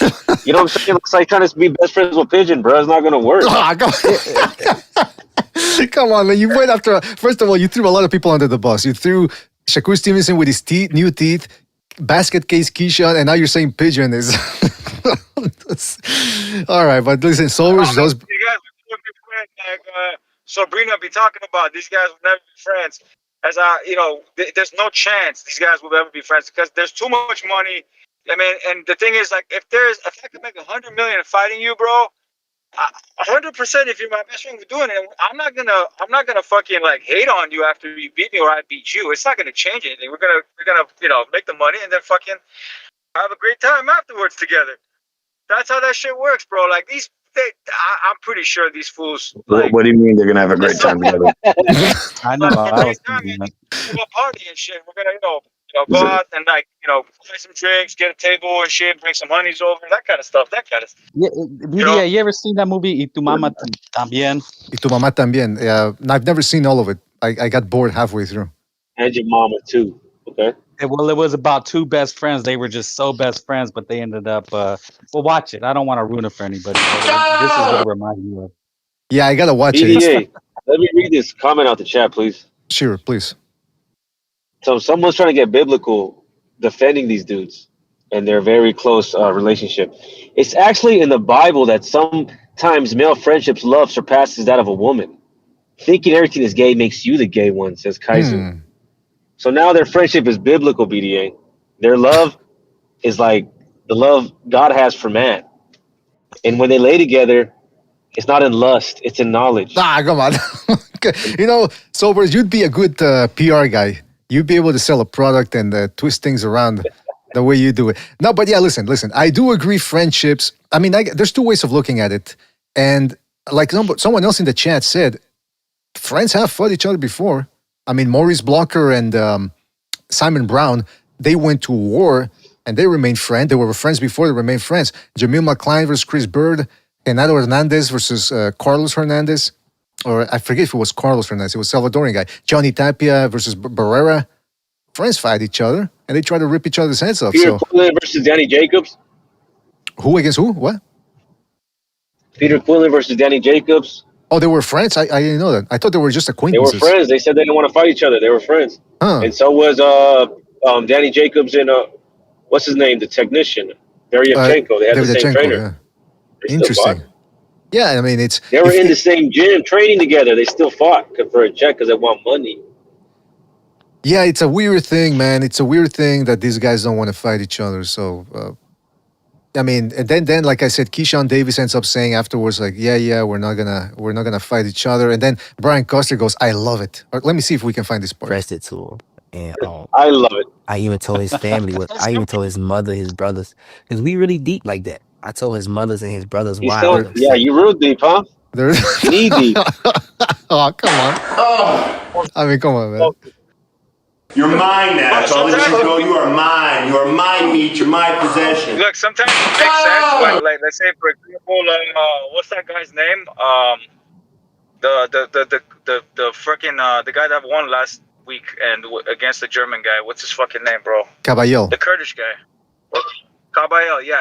Like he says he doesn't want to fight Fury because Fury brought him into the limelight. Right. It makes sense. It's no, okay it doesn't. for a time being. No, for a time being. Afterwards, no. Like, after a few years later, no. Parker, on the other hand, he's using his gyms, Fury's gyms and shit, I guess. That's fine as well. But I still would like to see that fight. I would like to see you guys exchange. Yeah, but I guess in that sense, but these guys don't have that shit, bro. There is nothing like that. It's just guys sparring and helping each other and sparring. There's nothing else besides that. It's like Errol Spence and fucking Charlo all over again. Maybe it's just a way to drive up the price for a potential fight between them. I don't know.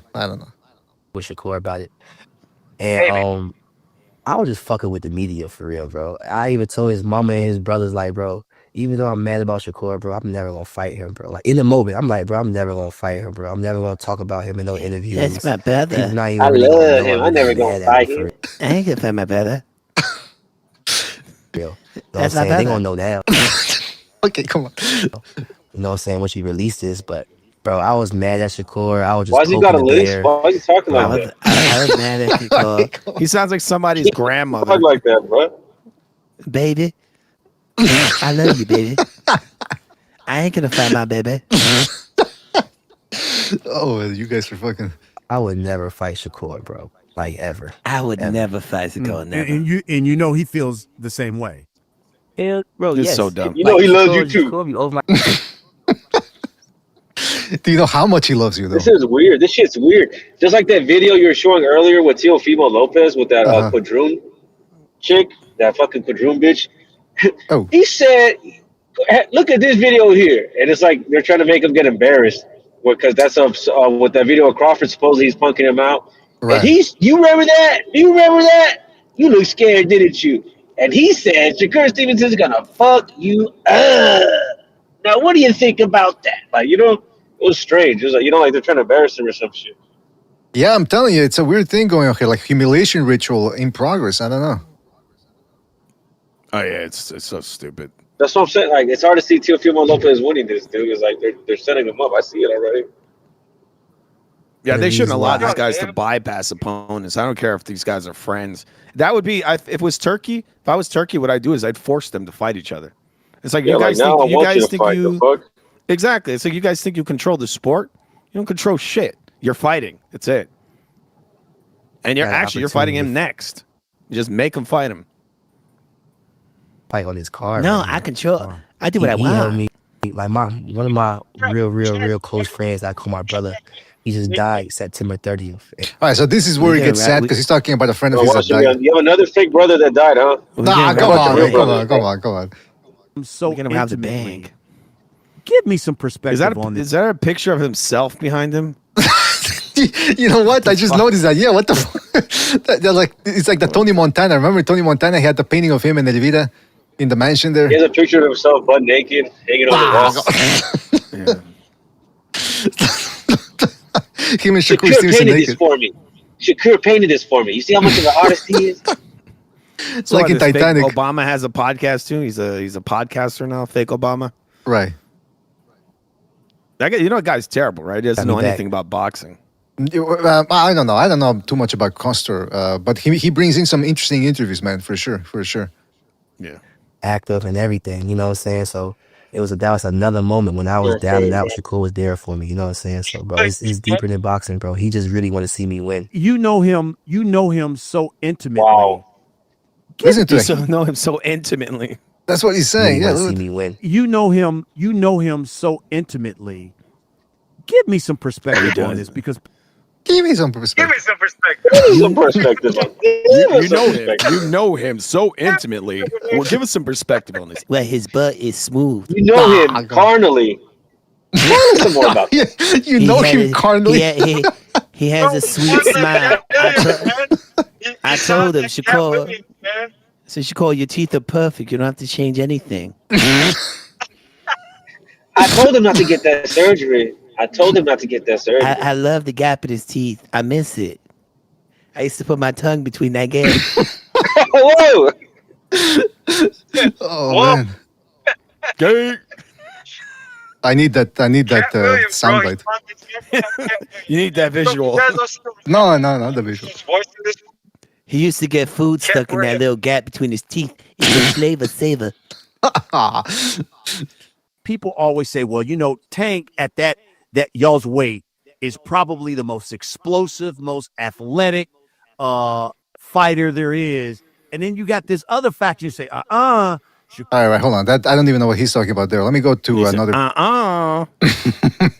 There's another part here where they're asking about, everybody has to ask him about it. What happened with the weight thing there against De Los Santos.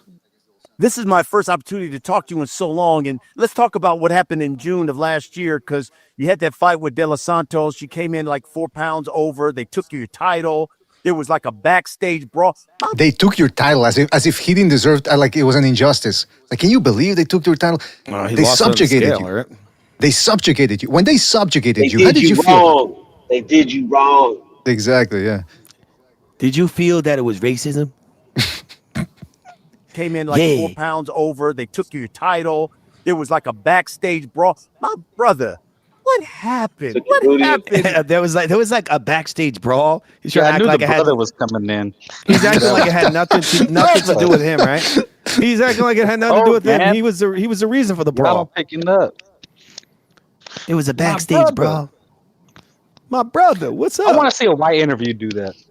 Steve damn right, that's my brother. Yeah, get Dan Rayfield to call him Iga. I was like, my Iga, what's up with that? What happened? It was like So a when I'm in backstage. Compton, that's how we talk over there. Oh yeah, Compton I'm brothers, sure. I'm sure. Everybody talks like that, bro. My brother. How does trouble just follow you? Exactly. How does injustice just follow you? It's the racism. It just doesn't end. Stage brawl. My brother, what happened? What happened? The businessman. My Give brother. me your explanation. What happened that night? I got a lot on my plate. Genocide. Genocide. That's what I'm. Yeah. I'm not gonna really go They into should that, get one. They have.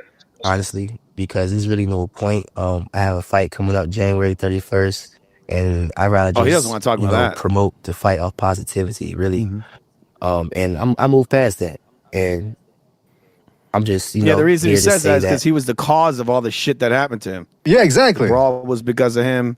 The losing his title was because of him. That's what a promiscuous host says. I move past that.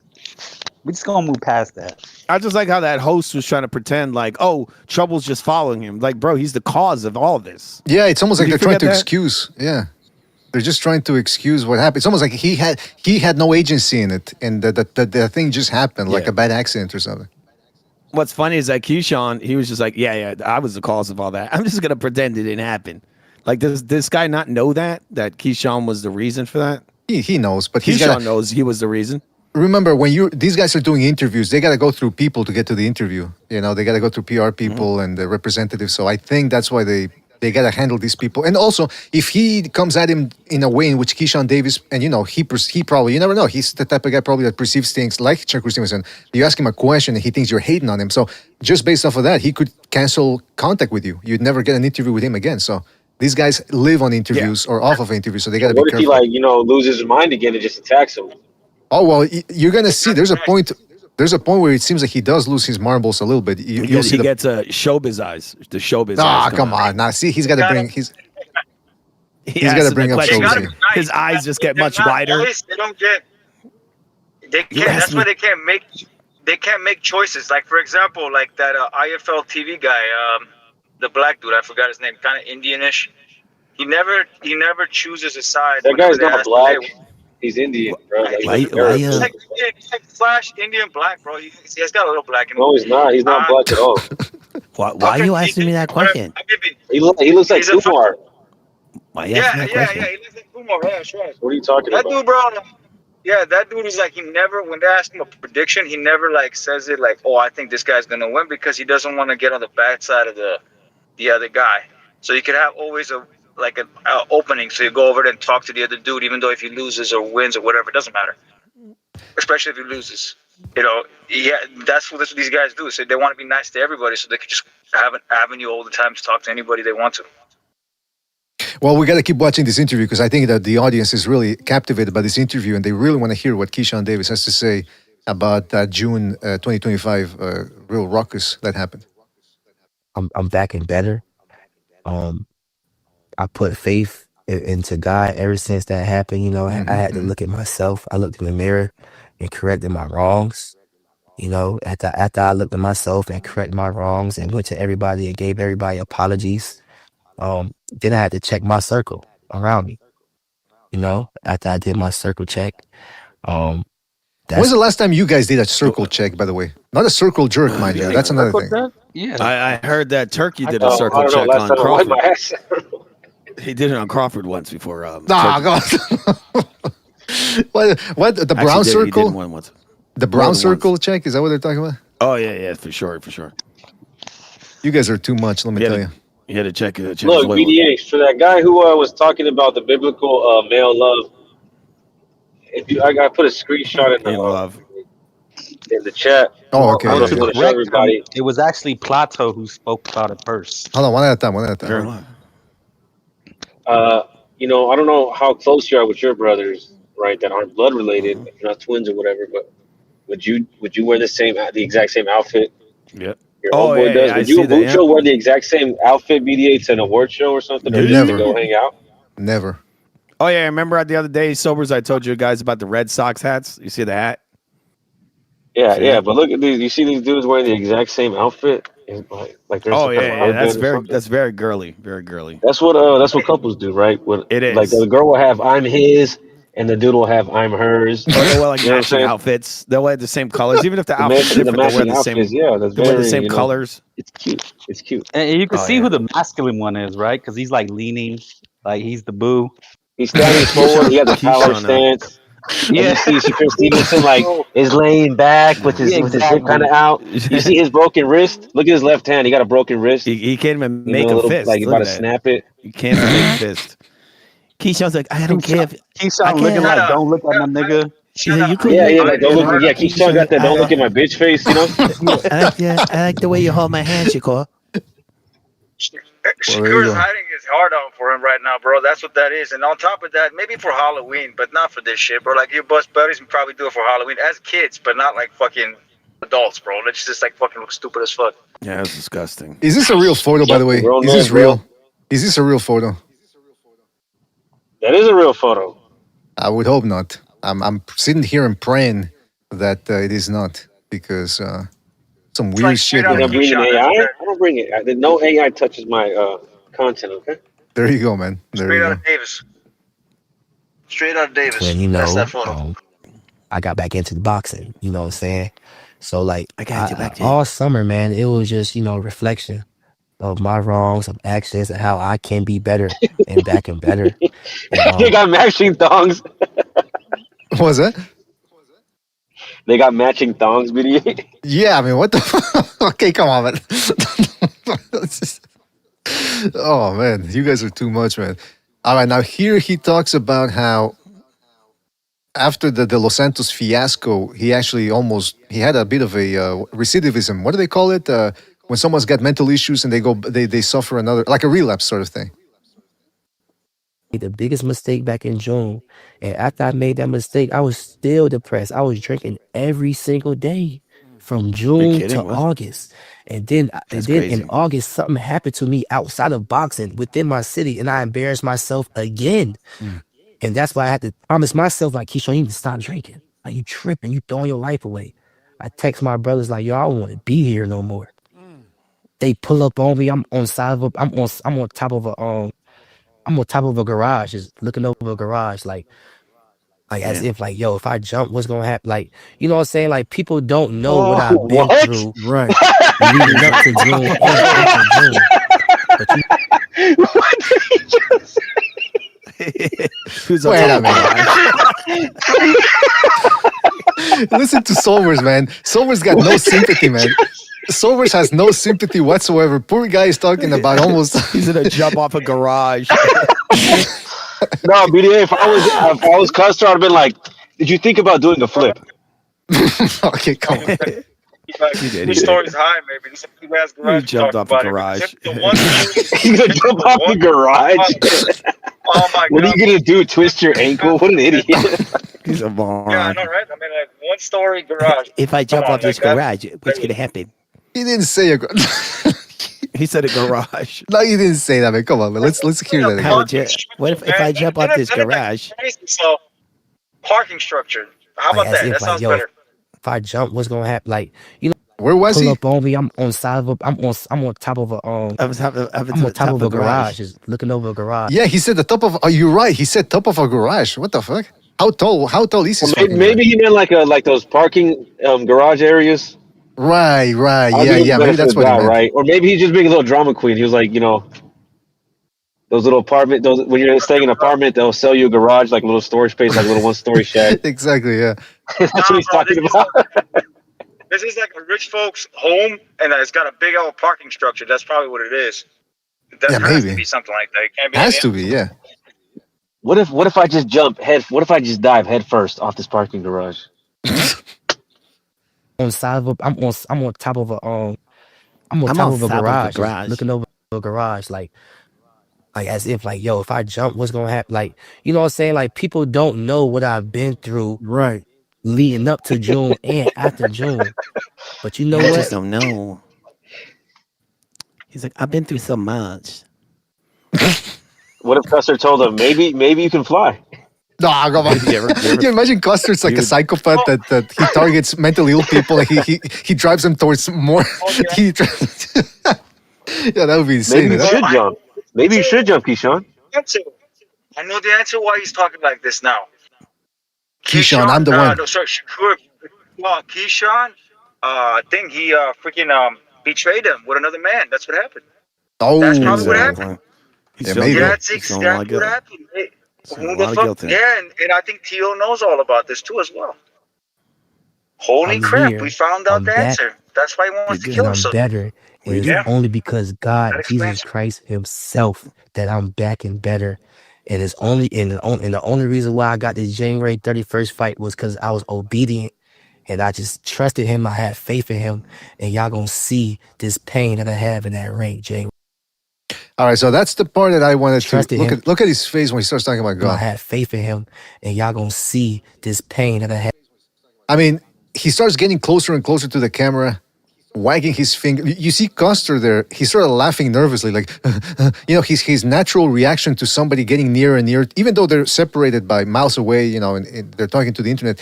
That visceral reaction of a guy acting unhinged like that, getting near and near to the camera.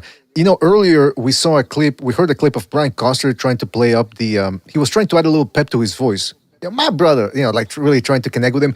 Now he's probably thinking, yeah, I'm glad I'm not in the same room with you. Because he probably would have started getting a little scared. If he probably would have been, he probably would have been like, you remember Hans Gruber in Die Hard when he pretends to be a hostage? When McClane catches him, he's like, "Oh no, you're one of them." That's probably how Coster would have been reacting had he been in front of Keyshawn Davis. Don't kill me, please. Because I mean, look at that. He has the crazy eyes down to a T. Keyshawn Davis. He should do that more to his opponents to try and intimidate them. That's good for boxing.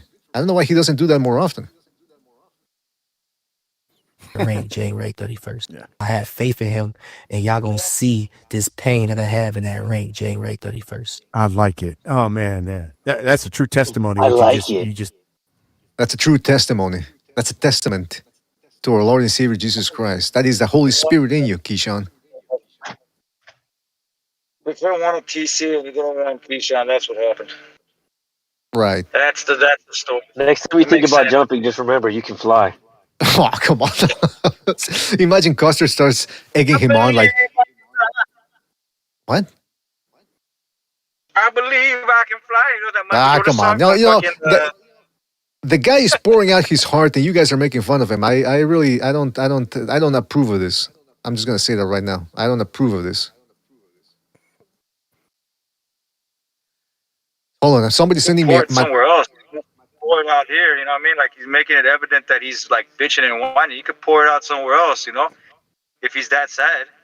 Well, he's just prima donna bitch at the end of the day. Maton in the Discord says, this is the Mike Tyson quote: "If you're my friend, you're champion of the same weight. If you're my friend and you're champion of the same weight and then say, I don't want to fight him, he's my friend, that's bullshit," Mike Tyson said. You got to fight your friend. We'll both make money, help our family. So when he said, I can't fight my homeboy, he's not your homeboy. If you can't fight him, being his homeboy is helping him to make him money, take care of his family. That's my homeboy. All right, so that's a Mike Tyson quote right there. Then afterwards here, Keyshawn Davis just starts talking about how he's predicting a knockout against Jermaine Ortiz. He says Hitchens versus Davis. He starts talking about the potential fights against Hitchens and versus Davis because those guys have been calling him out for a while. So he's referencing their callouts. Then he says that Ryan Garcia should be able to beat Barrios, but that depends on which Garcia we get. Oh, and then check this one out. Okay. I don't know if he's playing up this act anymore. I just found an image. I don't know if you want to show it on the show. Can I, man? All right. This is Foos letting us show this. I actually was sent this by one of my sources. Oh, yeah. In the industry. Foos got many sources. This is what they sent. This is what they sent for TV. Look at that. This is why Keyshawn wanted to. It's pretty sick. I'm not going to ask you to elaborate on what's going on there. I think people can figure it out. Shakur took advantage of Keyshawn. This is why he tried to jump off a garage. It was about 3 feet off the ground. This is what Food TV does on his spare time, by the way. What? I'm kidding, that was sent to me. That was sent to me. Of course, yeah. That's a nice bathroom. That's a nice bathroom. It is a nice bathroom. Yeah, it looks. It's a pretty clean bathroom. Bucho says that this is Keyshawn Davis Where is it? Yeah. He says this is Keyshawn Davis falling off the garage. Hold on.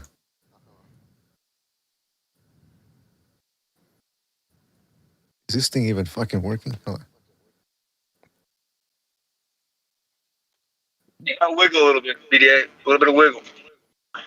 All right. Excuse me, it's not working out. All right. A little bit of wiggle. I don't even know what you're talking about. A little bit of wiggle. What are you talking about? A little bit of wiggle. He says that that's He's saying it's not working, bro. That's, I'm trying to give you some price. all right. There you go. That's Butcher says that Keyshawn Davis falling from. That's how he envisioned himself falling from the garage, from the 2 feet or how was it, 7 feet of the garage. Yeah. That's how he imagines Was it. it Oh my 7 god. feet? It was well less than Garages 7 feet. usually aren't that tall. Oh, okay. There you go. There you go. Yeah, they're pretty low to the ground. But by the way, check this out. He starts talking about Tank Davis and how Tank Davis has a certain type of mentality. This is what he has to say. As mystery box, like bro, like who knows what the hell he gonna do? You know what I'm saying? Like, let's be real. It Tank send anybody a contract. 9 times out of 10 they gonna sign it, bro. You know what I'm saying? So like y'all been knew I was calling for that Tank fight, and honestly, bro, if you want my eyes at 10, I think Tank is. I'm the last person on Tank list. Like I just got that I got a worse mentality than him, and he knows this. Like what people don't realize is I sparred Tank when I was like 16 years old, and we was about to fight outside of the ring. Like Tank already know what kind of mentality I'm coming with. Like I got that shit that he got, but my shit is a little bit worse. Honestly, Yeah, his is gayer. Nah, come on. But what does that mean? I got what he's got, or the worse. I got that nasty mentality. It's worse. But I don't understand. What does that mean? Is he saying that he's diagnosed Tank Davis with something and he has it too? Like, what's he talking about? But he's nastier. Yeah, that's what he's trying to say, right? Oh, I don't get it, man. I really don't understand what's going on here. Please, God, no, you're. That's Brian Custer, man. If he was ever in the same room with Keyshawn Davis. I gotta get a clip of the muscular black women lifting weights. Oh yeah. Well, I got it saved on my bookmarks. No, I'm kidding. You gotta put that grunt in there. Yeah, exactly. Well, so that's it there, fellas. That's Keyshawn Davis there saying that he's crazier than Tank Davis. I don't know how he knows that Tank Davis is crazy, but that's what he's saying. And the Shakur Stevenson relationship still as burgeoning and as hot as ever, according to him. Still as steamy as ever. So I don't know if we'll ever see that fight ever. So we've got what time is it? 9:47. We've been on for over 2 hours. Damn, I'm telling you that the time went by. We didn't even get to the Brian Norman thing. Brian Norman, maybe we'll catch it another day, but he was on Cigar Talk and he was talking about how, first of all, he's not with his father anymore as a trainer. His father doesn't train him anymore. You guys think, good move, bad move? Well, good move. Looking how he Might be a good looked. Shit, he looked like shit. Absolute shit. He didn't look that great now. Even before the Haney debacle, he wasn't look. His father, I would listen to what his father was saying in the corner, and he sometimes he would just stand there looking at him. It's like, what you doing? Knock him out already. I was thinking that's the advice.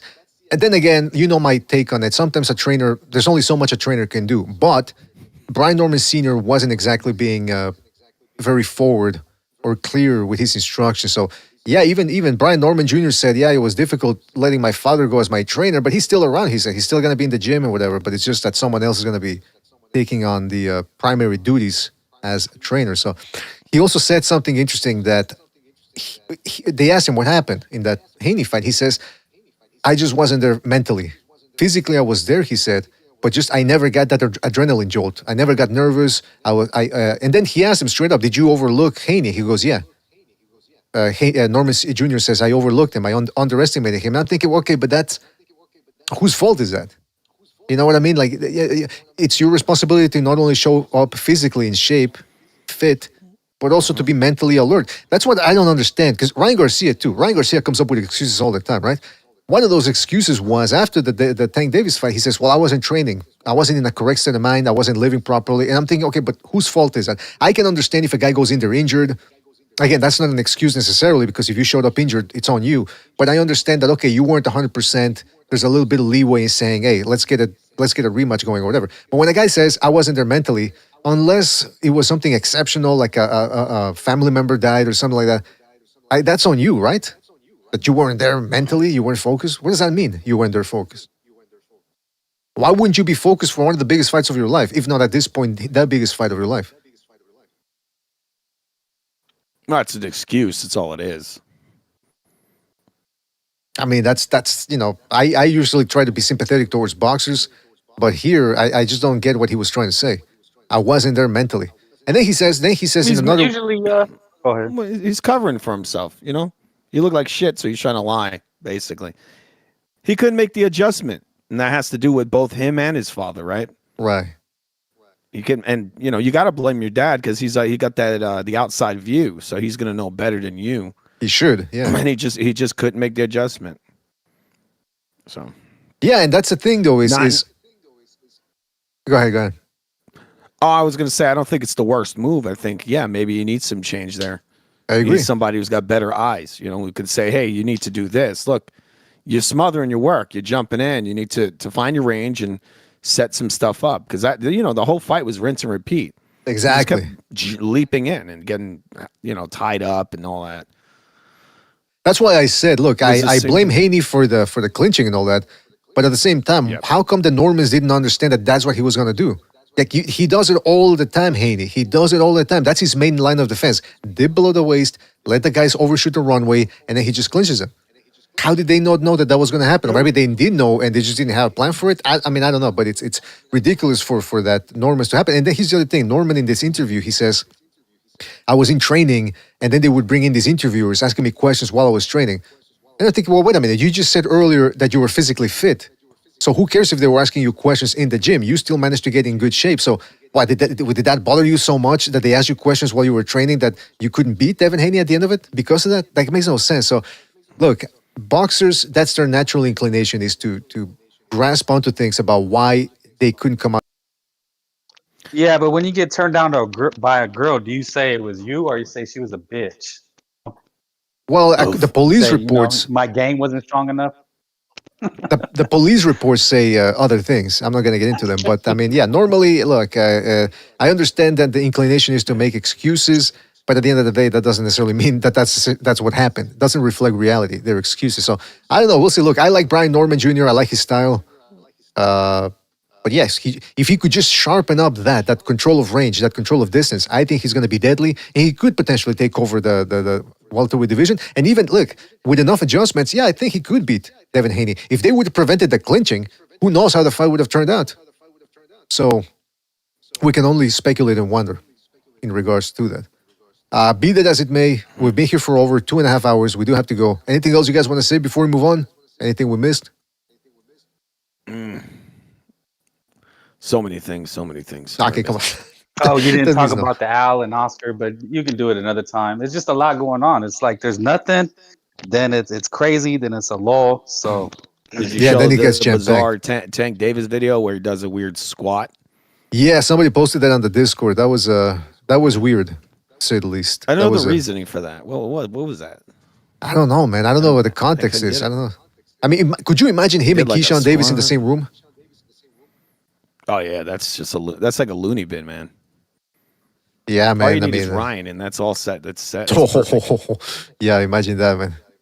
Somebody mentioned. I finally found it. Somebody mentioned Sobers mentioned that Keyshawn Davis was sounding a little bit like Schofield Sr. Here's the. He was. Here's that impersonation that I always play. Some guy doing an impersonation of Floyd Schofield Sr. Be honest, since we. Hey, what the fuck? Be honest. Since we being honest, let's be honest.